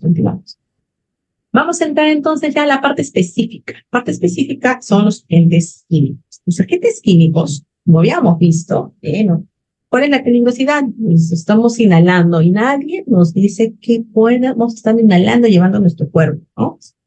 Primero, la clasificación. Nos vamos a clasificar y para eso necesitamos saber qué es un contaminante químico. Un contaminante químico, de acuerdo a Decreto Supremo 015-2005 del Ministerio de Salud, en 2005 salió esta norma, en donde nos decía cuáles eran los límites permisibles para una serie de productos químicos, más de 100, ¿no? En el Perú, en el 2005, en el mundo, la Asociación de Higienistas Industriales de los Estados Unidos, ¿no? La Confederación de Higienistas Industriales, no es la asociación, sino la Confederación, la ACGIH de los Estados Unidos, todos los años actualiza ese listado. Nosotros tenemos uno en el 2005 y nos quedamos ahí. Todos los años lo actualiza. En España toman esta normativa en inglés, la traducen y todos los años lo vuelven a cambiar. En Perú tenemos la misma del 2005, aunque esta norma nos decía que luego de 6 meses, ¿no? Se iba a mencionar cuál iba a ser la periodicidad en la que se iba a actualizar. Hasta el momento no se actualiza. No han pasado ya tantos años, ¿no? Ya van a ser 18 años, y todavía no, 19 ya inclusive, ¿no? Se cumplió. Y ya no se han actualizado estos valores, pero en el Perú se siguen utilizando los mismos. En el mundo ya van cambiando porque se sabe que se encuentran ciertos peligros en otras sustancias. Sabemos que los productos químicos pues, son miles en el mundo, ¿no? Y solamente acá tenemos de unos cientos, ¿no? No todos tienen límite permisible, algunos no se han estudiado, algunas empresas ponen secreto de fábrica y no quieren mencionar cuál es la composición de los productos, como por ejemplo los lubricantes, ¿no? Van a encontrar muchísimas hojas de seguridad, que ya les voy a explicar que es una hoja de seguridad en la siguiente clase. No tienen la información completa de la formulación. Yo no sé qué formulación tiene, por lo tanto, no sé cómo puede afectar a la salud. Dice, no, secreto de fábrica. ¡Wow! Pero yo te digo, como que vendo este producto que no le hace daño a nadie. Entonces, ¿cómo nos podemos guiar? Y se deja en el mundo a la empresa Shell, por ejemplo, vende sus productos de esa manera. Pero bueno, Vamos a la definición de contaminante químico. Es una definición muy grande, ¿no? ¿Qué es un contaminante químico? Una sustancia orgánica, inorgánica. También puede ser natural, puede ser sintética, que durante estas etapas, durante la fabricación, cuando la estamos produciendo, durante el manejo, cuando la estoy utilizando, ¿no? Cuando la estoy utilizando, durante el uso, en el transporte, cuando la estoy transportando, en el almacenamiento, cuando la he guardado, ya estoy almacenando en un lugar porque la voy a utilizar después, ¿no? O en su uso, si es fabricación, manejo, transporte, almacenamiento o en su uso, puede incorporarse al aire en forma de polvo, humo, gas o vapor con efectos irritantes, corrosivos, asfixiantes o tóxicos y en cantidades que tenga probabilidades de lesionar la salud de las personas que entran en contacto con ellas. Entonces, toda sustancia que puede ser inorgánica, natural, sintética, prácticamente todo. Cualquier producto que yo utilice, almacene, fabrique, ¿no? Que pueda soltarse al ambiente como un polvo, como un gas, como un vapor, y que me pueda generar efecto irritante, corrosivo, asfixiante o tóxico, ¿no? Estas, o puedan lesionar la salud de alguna manera, son las que se van a considerar como contaminante químico. Entonces, acá estamos hablando, yo pregunto, ¿una harina podría considerarse como un contaminante químico? ¿Qué me dice? Harina de trigo, molida, para una empresa, por ejemplo, fábrica de galletas, Phil. ¿Qué me dice? ¿Puede ser considerado un agente químico? Sí, no. ¿Quién da más? ¿Quién da menos? ¿Quién dice sí? ¿Quién dice no? Una harina de trigo puede ser considerada. Sí, sí, sí. Muy bien. Todos dicen sí. ¿Quién dice no? Todos dicen sí. ¿Entra dentro de esta definición? Sí. Obviamente, la respuesta es sí, muy bien lo han dicho. ¿Por qué? Porque es un polvo, ahí, ¿no? Puede afectar a la salud, no es irritante, no es corrosivo, no es asfixiante, no es tóxico, pero dice, y en cantidades que tengan la probabilidad de lesionar la salud, el tamaño de la partícula. ¿Qué hace daño del polvo? El tamaño. Si es un polvo pequeño, como realmente se necesita para las galletas, no estamos hablando de una torta, para las galletas que consumimos normalmente, el tamaño del polvo es pequeñito.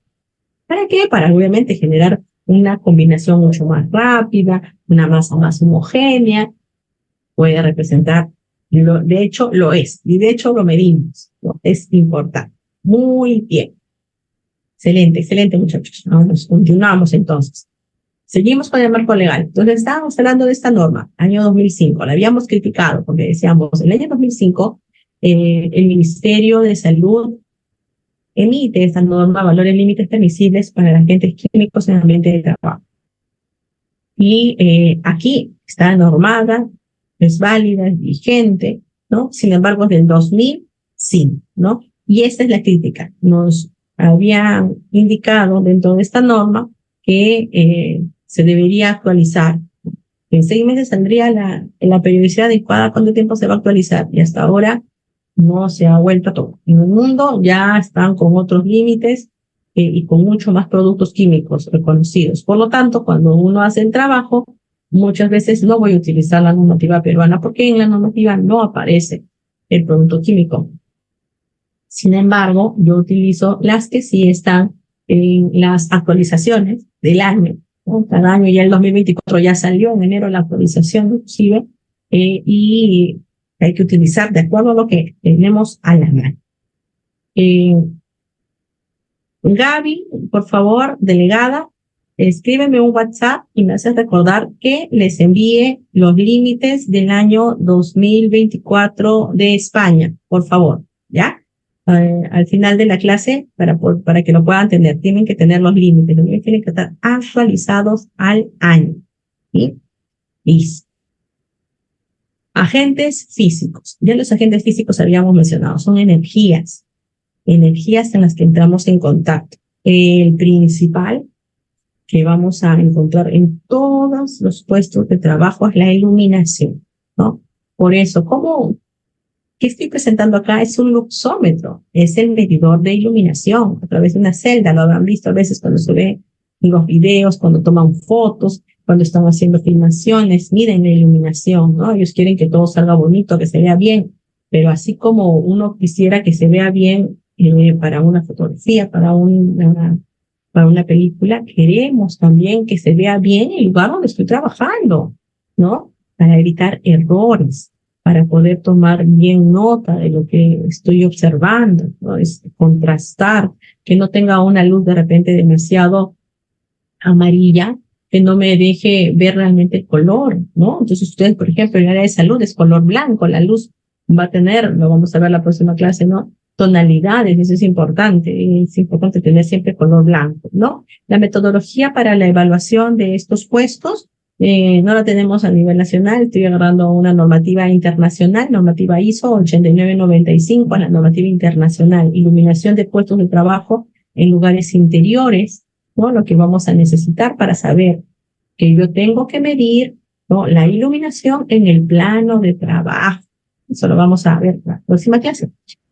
Para el caso de iluminación, no se habla de límites máximos permisibles. Se habla de nivel mínimo recomendado. Quiere decir el nivel mínimo recomendado. Tenemos que tener en el lugar de trabajo. Si puede ser más, excelente, ¿no? La unidad de medida de la iluminación es el lux. Se habla de luxes, ¿no? Por ejemplo, un vestíbulo, una entrada, 100 luxes, una sala de estar, 200 luxes, áreas de circulación, pasillos, 100 luxes, locales de atención médica, 500 luxes. Es bastante. De un pasillo a una sala, obviamente, donde hay atención médica, tiene que ser un lugar sumamente muy bien iluminado. Una escalera o escaleras metálicas, como en los centros comerciales, ¿no? 150 luxes. Una posta, al hogar centro de distribución general, 500, ¿no? Cuartos de almacenes, 100 luxes.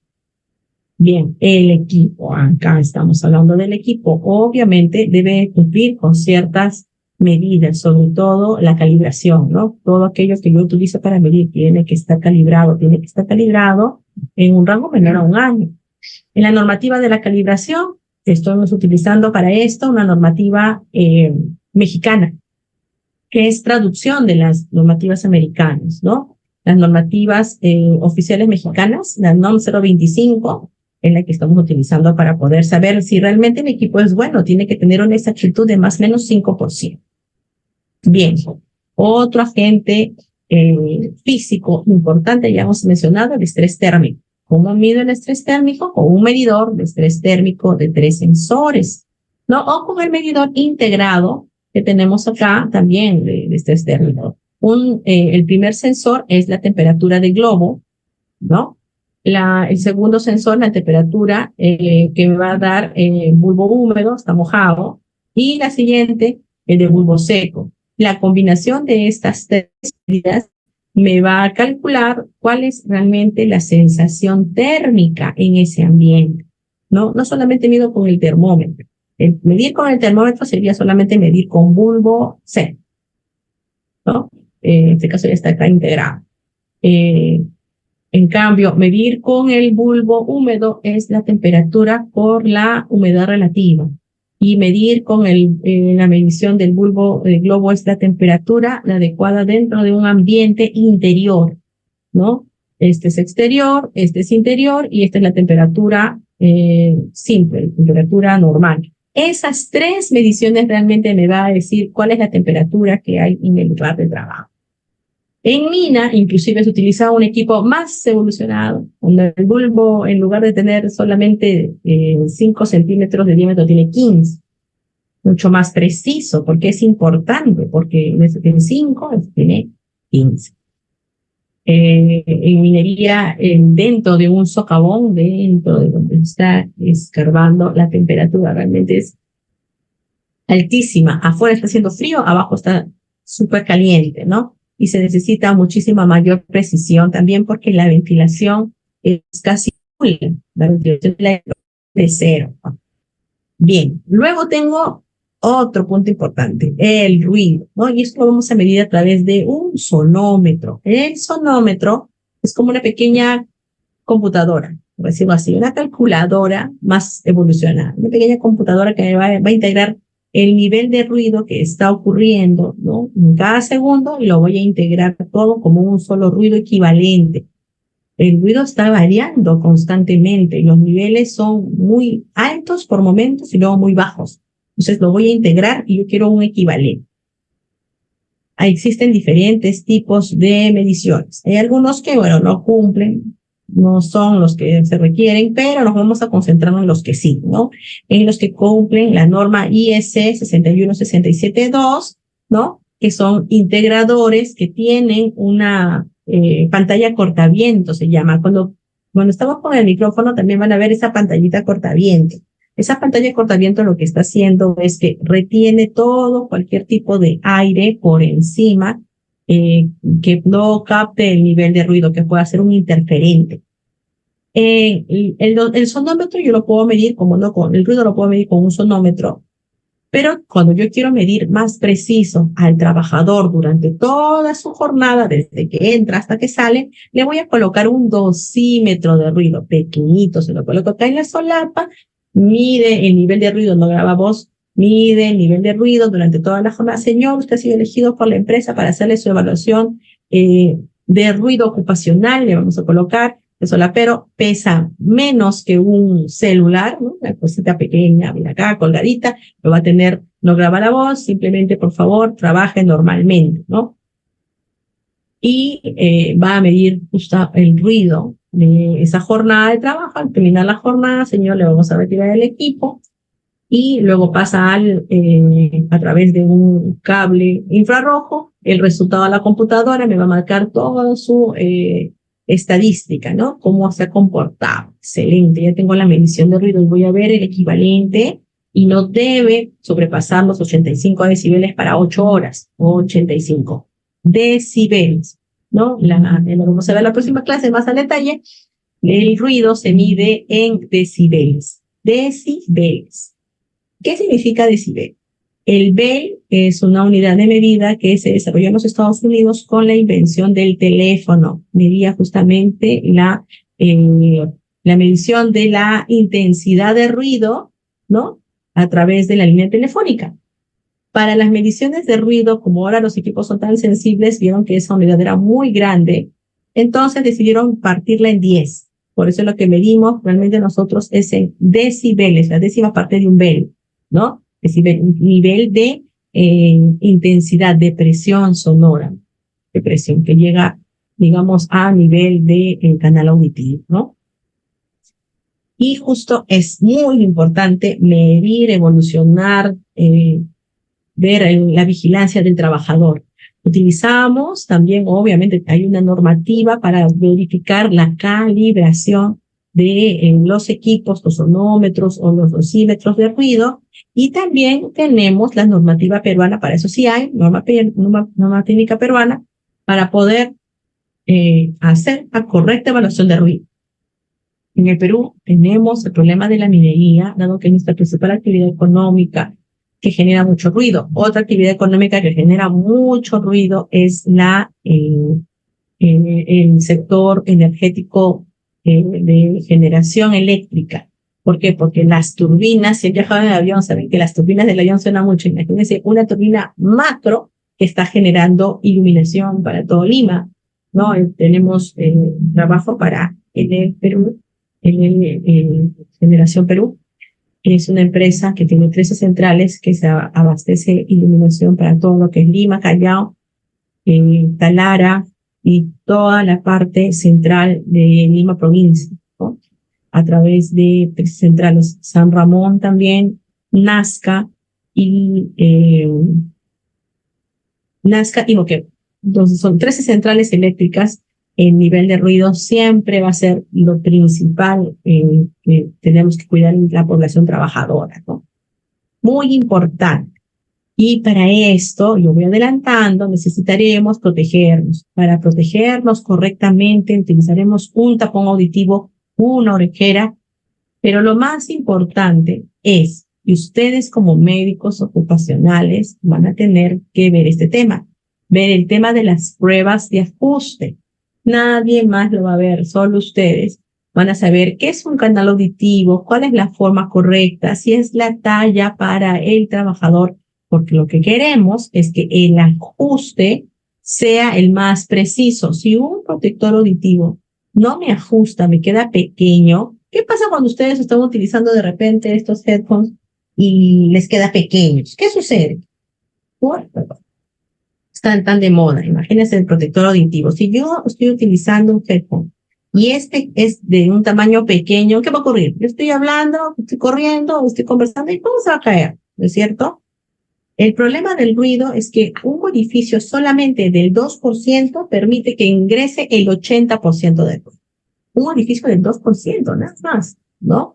Por supuesto, muy bien, Edison, se cae, por supuesto. Entonces no me sirve. La empresa está gastando dinero en ponerle un protector auditivo que al señor no le sirve. Entonces, ¿quién ve el tema de las pruebas de ajuste, verifica? Porque obviamente, cómo no, masivamente lo vamos a hacer, pero van a haber casos especiales, ¿no? Aparte de la susceptibilidad individual, ¿no? Van a haber casos especiales. A todo el mundo sí, como no, las de esponjita, ¿por qué? Porque las de esponjita se van a adaptar a la forma de cada canal auditivo, ¿no? Son flexibles, pero nunca faltará uno o dos que diga, a mí se me cae. Y hay que buscarle otra alternativa que sea adecuada para ese trabajador. Y así va a pasar con todo. Nos ocurrió también con otra empresa que utilizaban orejeras, pero había una persona que tenía un reumatismo en maxilar. Por lo tanto, la orejera generaba un dolor innecesario realmente.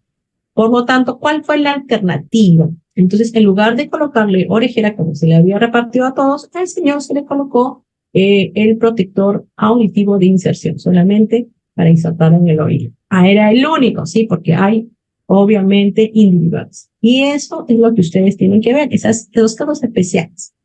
Bien, otro agente físico será la vibración ocupacional, ¿no? Vibra el asiento, vibra en la máquina. Por lo tanto, yo tengo que ver cuáles son esos puestos de trabajo en donde está ocurriendo esto. Y que la vibración es justamente esa onda, ¿no? Que se está movilizando por un medio. En este caso, el medio es físico, ¿no? En el ruido hay una onda que se está transportando por un medio que es el aire. En el caso de la vibración, hay un medio físico que me pone en contacto con esa máquina que está vibrando, ¿no? Y lo que yo tengo que ver, mientras más frecuente sea, más peligroso será.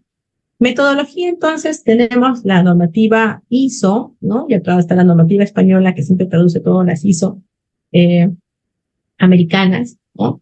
Para medir todo lo que es el sistema mano-brazo en 3 ejes. Es un vector resultante, un vector de 3 ejes, ¿no? Ejes X, Y, Z. Les de sonar un poquito todo esto en matemáticas, ¿no? Y bueno, en física en todo caso, vectores.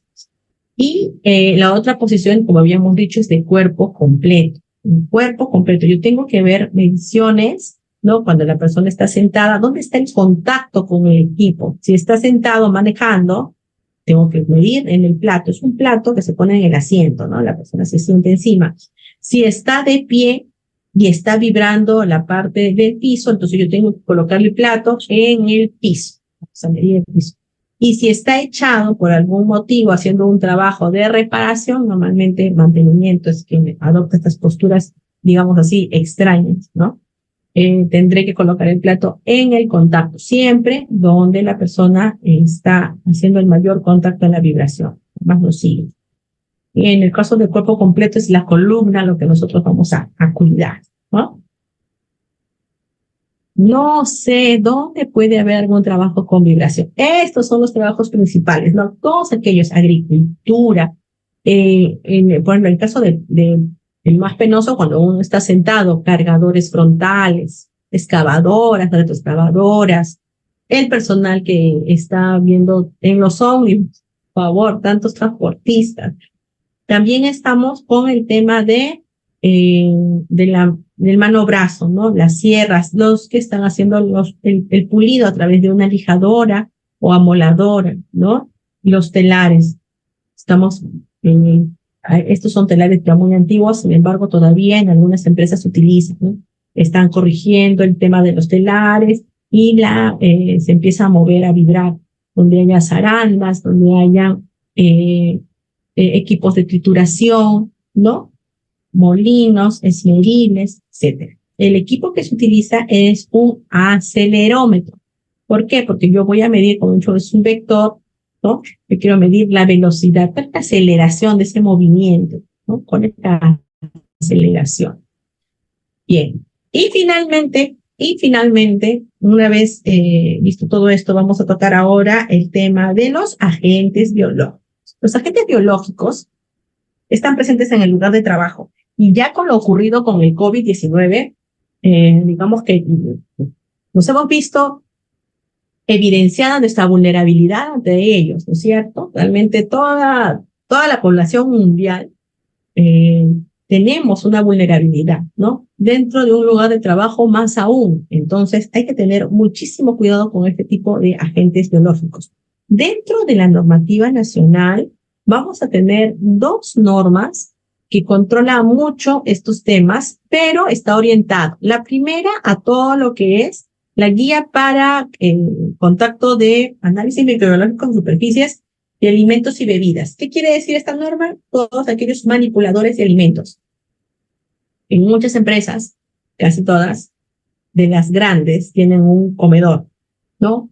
Todas las más pequeñas, el personal o lleva su comida o viene de la calle, ¿no? Inclusive. Entonces, es muy importante que todas aquellas personas que están manipulando alimentos reciban este tipo de medición de evaluación, ¿no? Por eso hay una guía en el Perú. ¿Quién es más? En el caso del régimen hospitalario, bien más aún todavía, ¿no? Nosotros hicimos en el año 2000, que sería 2014, una evaluación higiénico-sanitaria eso fue en el Almenara, en el Hospital Almenara, para poder observar cuál es el estado en el que se está realizando la manipulación de los alimentos, ¿no? Y si se está cumpliendo con todos los estándares. Realmente, sí, como no, hay un buen manejo, pero tenía muchas oportunidades todavía de mejora, ¿no?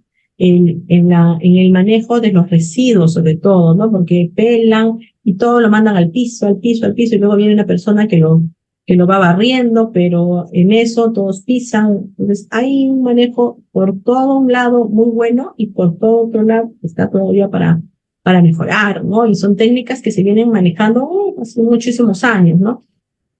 Bien, tenemos también a lo que todos estamos expuestos. Entonces, en el trabajo, todos están expuestos a la comida del comedor, claro que sí, pero también todos están expuestos al agua que están ingiriendo, al agua, el agua por ejemplo, el agua de los servicios higiénicos. Nos lavamos los dientes, nos lavamos la cara, entonces tenemos contacto de poder de repente ingerir el agua. Si hay duchas, más aún, todavía, ¿no?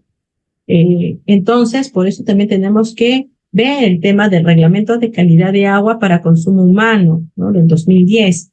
Muy importante, es una serie como más de 50 parámetros que hay que medir en el agua, ¿no? Muchos de ellos están en los microbiológicos, parasitológicos, ¿no? También los fisicoquímicos, organolépticos.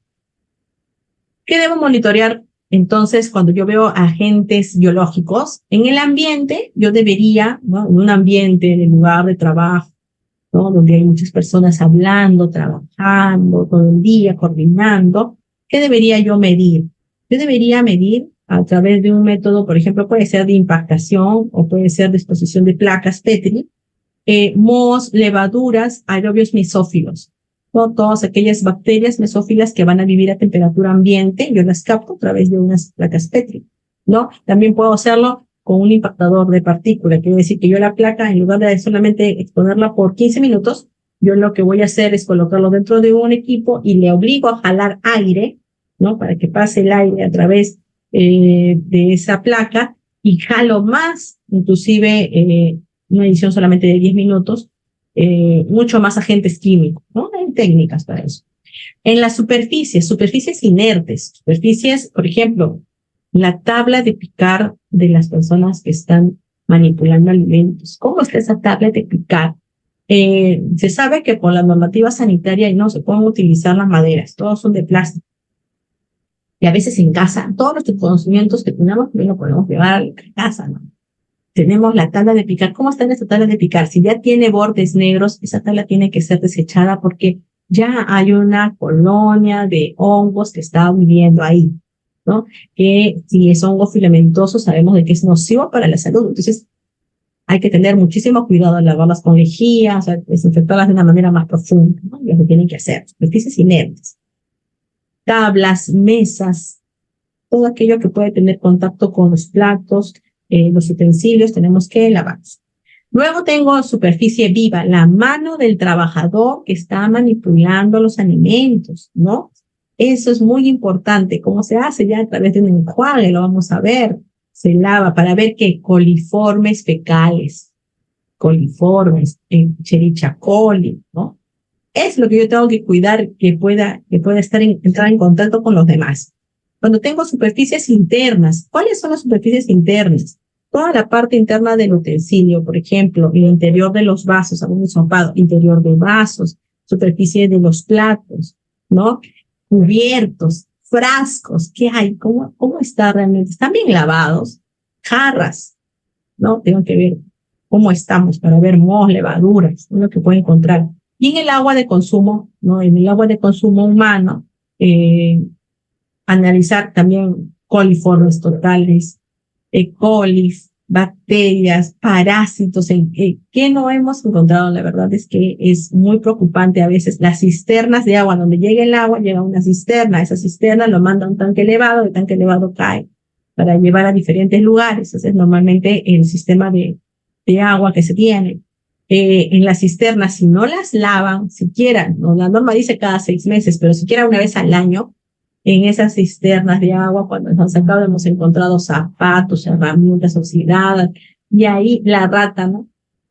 Si no se hace la limpieza adecuada, puede entrar muy bien el agua de Sedapal, pero se contamina dentro de la propia instalación. Entonces, el agua de consumo humano es muy importante, ¿no? Calidad de aire interior, que es justamente el impactador de placa. Dentro pongo la placa Petri, enciendo la máquina y va a entrar el aire. Va a entrar el aire para poder hacer la medición en un ambiente, ¿no? Esta es una medición muy específica de agentes, y va a entrar el aire por acá en la parte superior, tiene una bombita, extraigo el aire, porque yo quiero que entre el aire en la placa, todo aquello ingrese, ¿no? ¿Por qué es importante? Porque dependiendo de las secciones que yo le coloque, voy a encontrar partículas cada vez más pequeñitas, más pequeñas que puedan afectar, inclusive como partícula nociva, ¿no? Y vamos a ver, una vez que pongo la placa, la llevo primero tiene que pasar sus 5 días de incubación, van a empezar a desarrollarse pues las colonias, y puedo comparar inclusive antes de una desinfección, después de una desinfección, realmente si la desinfección que se está haciendo en el lugar de trabajo es efectiva, podemos encontrar eso, ¿no? Vemos que existen normas para poder, por ejemplo, esta norma es una norma española, nota técnica de prevención 409, contaminación biológica y criterios de valoración. No debería haber en el polvo niveles pues de formaciones de colonia altos, ¿no? Menor a 2 es el óptimo. Podemos encontrar inclusive ácaros. Ahí está, todo lo que podemos contabilizar, encontrarlo en este tipo de mediciones. Y esta última, que también se recomienda porque es medición de carga microbiana en superficies. Entonces, acá lo que me voy a medir es cualquier tipo de carga biológica, ¿no? Debido a vida biológica. Es un hisopo que ya viene preparado, ¿no? Con vamos a decir, un líquido específico. Luego ese hisopo es colocado en el equipo y mide directamente cuál es la cantidad de esa energía que se llama la unidad RLU, que me va a decir específicamente si ese ambiente o esa superficie está correctamente limpia. Por debajo de 500 yo puedo comer en ese tipo de superficie. Por encima quiere decir que está contaminado. Y hicimos la medición y salió 2.397 en el momento del servido de alimentos, ¿no? Entonces, obviamente, si yo encuentro esta situación en un ambiente, quiere decir que no hay una correcta limpieza, que se requiere mejorar la frecuencia, ¿no? Utilizar el desinfectante en las mesas. Y eso es una buena práctica. Que ustedes también, cada vez que van a desinfectar su mesa donde almuerza, simplemente en el trapo, unas cuantas gotas del pulverizador del desinfectante y lo limpiamos. Aparte de que tiene un buen olor, desinfectamos la superficie antes de ingerir los alimentos. Una buena práctica, pero es lo que se tiene que hacer también en los servicios higiénicos. Un punto también que ustedes tienen que identificar dónde hay problemas de riesgo biológico son los servicios higiénicos. Por lo tanto, yo tendría que observar, hacer el hisopado dónde puedo tocar en el servicio higiénico. Obviamente, ¿cuál? El grifo, donde yo entro en contacto con las manos de otras personas. Entonces, si no está bien limpio o desinfectado, voy a encontrar pues niveles que están por encima de los 500 que habíamos dicho, ¿no? Acá estaba en 1889 y aquí en 64, luego de haberle pasado el desinfectante, ¿no? Más aún si utilizan de repente lejía diluida con su desinfectante, van a hacer una limpieza mejor todavía, ¿no? Pero esto es lo que podemos encontrar en los lugares de trabajo. Es como la contaminación puede ser tan grande. Y dicen, pero están limpiando, pero el trapo tiene desinfectante. Si el trapo no está colocando ningún tipo de desinfectante, entonces realmente solo pasar agua no es suficiente, ¿no? Es lo que justamente vemos acá. Bien. Estas son las fuentes de información utilizadas para la clase de hoy. Si tuvieran alguna pregunta adicional, ¿qué les ha parecido? Cuéntenme, ¿tenían idea de...? Estamos hablando primero, es la entrada de lo que vamos a detallar la próxima clase, más respecto a este tema tan importante, tan interesante, que es la higiene ocupacional, ¿no? Lo vamos a tocar en 2 secciones. La tercera clase va a ser seguridad industrial, prevención de accidentes, prevención de incendios, explosiones. Es muy importante que también conozcan que existen estas otras condiciones que van a lesionar al trabajador, ¿no? Y la última va a ser todo lo que es la parte del medio ambiente. Cuénteme. ¿Se encuentra Gaby, delegada? A ver.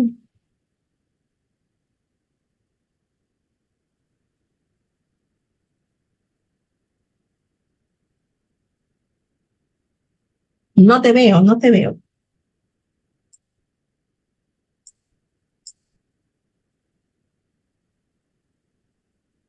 No está en la sala, ¿verdad?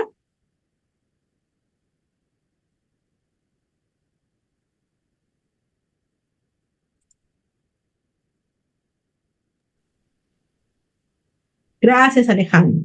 Ok, sí, las normativas nacionales, exactamente. Sí, tenemos normativas. Está todavía muy limitado. Todo el tema está muy limitado.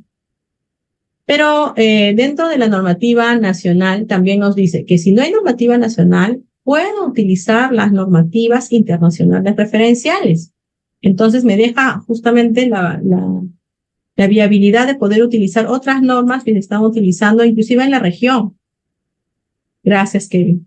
Que se está utilizando en la región. Entonces, yo puedo tener un amplio marco realmente de normas, pero también no nos podemos ir al extremo de poder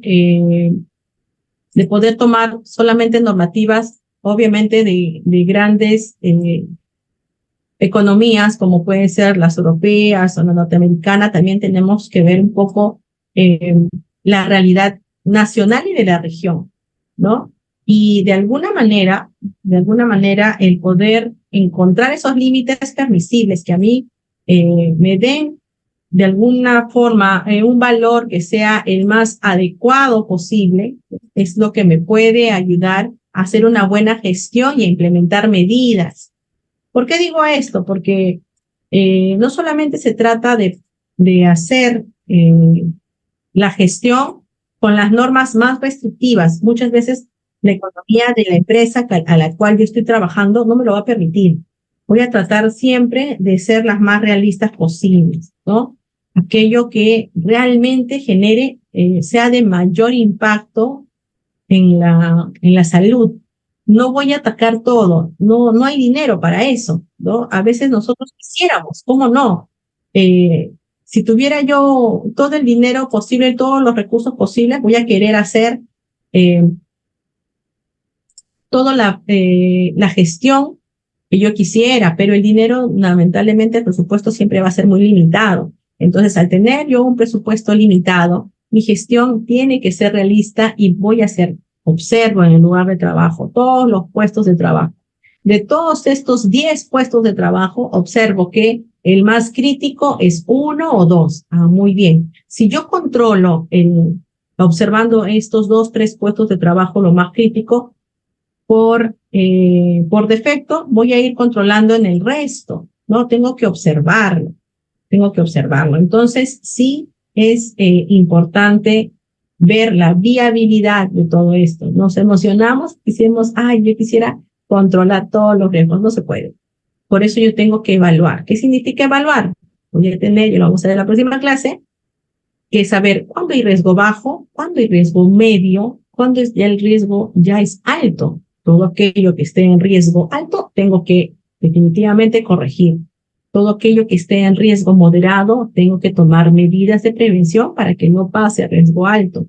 Todo aquello que esté en riesgo bajo, eso es lo que yo también tengo que mantener mis medidas para que se siga manteniendo bajo, ¿no? Si estoy haciendo un programa de limpieza, que bueno, hay que reforzarlo. Estoy haciendo un mantenimiento correcto de mis luminarias, recambio, hay que mantenerlo, ¿no? Hay a veces soluciones que son pequeñas que ayudan a muchas condiciones. Bien, muchas gracias entonces a todos ustedes por su participación en este primer día de clase conmigo y ya nos encontramos el martes para continuar con el tema de higiene y sí, ya les voy a dejar para la próxima clase una pequeña tarea. Justamente yo quisiera que aprovechen esta información que les he brindado el día de hoy para poder indagar un poco más, porque ya les voy adelantando que para la próxima clase la tarea va a ser que cada uno agrupándose. ¿De cuánto hacen grupos? ¿De 6? Yo había colocado hacer grupos de 6. No sé si ya tienen sus grupos previamente establecidos, ¿no? Vamos a tener que hacer una tarea, ¿no? En donde van a identificar en una determinada empresa algunos puestos de trabajo. Obviamente es un puesto por cada miembro del equipo, ¿no? ¿Qué agentes fundamentales se encuentran? Ruido, físicos, químicos o biológicos. ¿O qué agentes o qué factores contemporáneos como el ergonómico por método repetitivo, por postura prolongada, o los factores psicosociales? Entonces, esa tarea la vamos a dejar la próxima clase. Pero, dado de que la próxima clase es el martes, vayan ustedes, por favor, pensando, eligiendo qué tipo de empresa puede ser. Un sector industrial, un sector de manufactura, un sector, por ejemplo, de construcción, minería, petróleo, energía, ¿no? Existen diferentes tipos de empresas. En la manufactura, pues, existe un abanico de empresas textiles, de alimentos, de plásticos, de impresiones, etcétera, ¿no? Restaurantes, en el área comercial también, salud, ¿no? Clínicas, en donde podemos ubicar 6 puestos de trabajo, uno por cada miembro de equipo, en donde vamos a identificar, vamos a observar si pueden conseguir imágenes mejor, porque eso lo vamos a presentar en diapositivas. Voy anticipando, ¿no? Una diapositiva en donde cada uno me diga, mira, tomo una foto y estoy identificando de que esta persona tiene riesgo de producto químico, porque está manejando de repente en una oficina nada más. Una oficina tiene muchos riesgos, desde el tóner, ¿no? Que puede tener la impresora, que también es carcinogénico, ¿no? La fotocopiadora, la luz me está emanando una radiación. Luego tengo la computadora, también me está arrojando luz, ¿no? Tengo el ruido, la máquina, la impresora, la radio, personas que hablan, el teléfono, tengo estrés, o sea, vamos a identificar, tengo la posición sentada prolongada desde una oficina, todos los puestos de trabajo, los médicos también, las enfermeras también, todos tienen una gran exposición. Entonces, lo que necesitamos es que ustedes vayan desarrollando ese sentido de observación, ver más allá de lo evidente, no solamente mirar rápido, ¿no? Sino observar cada uno de esos detalles a la que la persona está expuesta. ¿Bien? Sí, son los mismos grupos, exactamente. Son los mismos grupos que ha enviado el doctor Ribotti para la tarea, ¿sí? Los mismos grupos. Entonces nos vamos juntando, vamos viendo, analizando. Muchas gracias, Grecia, por tu comentario. Sí, los mismos grupos. Siempre el trabajar de manera grupal es la mejor técnica para poder intercambiar opiniones, conversar, relacionarnos, porque es la forma como ustedes lo van a vivir en la realidad profesional. No van a trabajar solos, sino siempre en grupo, ¿sí? Muchas gracias, feliz domingo, de lo que nos queda, disfrutemos nuestro domingo. Espero que les haya interesado mucho en la clase del día de hoy y nos vemos el día martes. Gracias. Gracias. Sí, doctora, disculpe, ¿qué día es el día martes? ¿A qué hora va a ser la clase? Me parece que es a las 6 de la tarde. También va a ser de forma virtual, ¿cierto? Sí, también es de forma virtual. Así es. Ya, doctora, está bien. Gracias. Ok.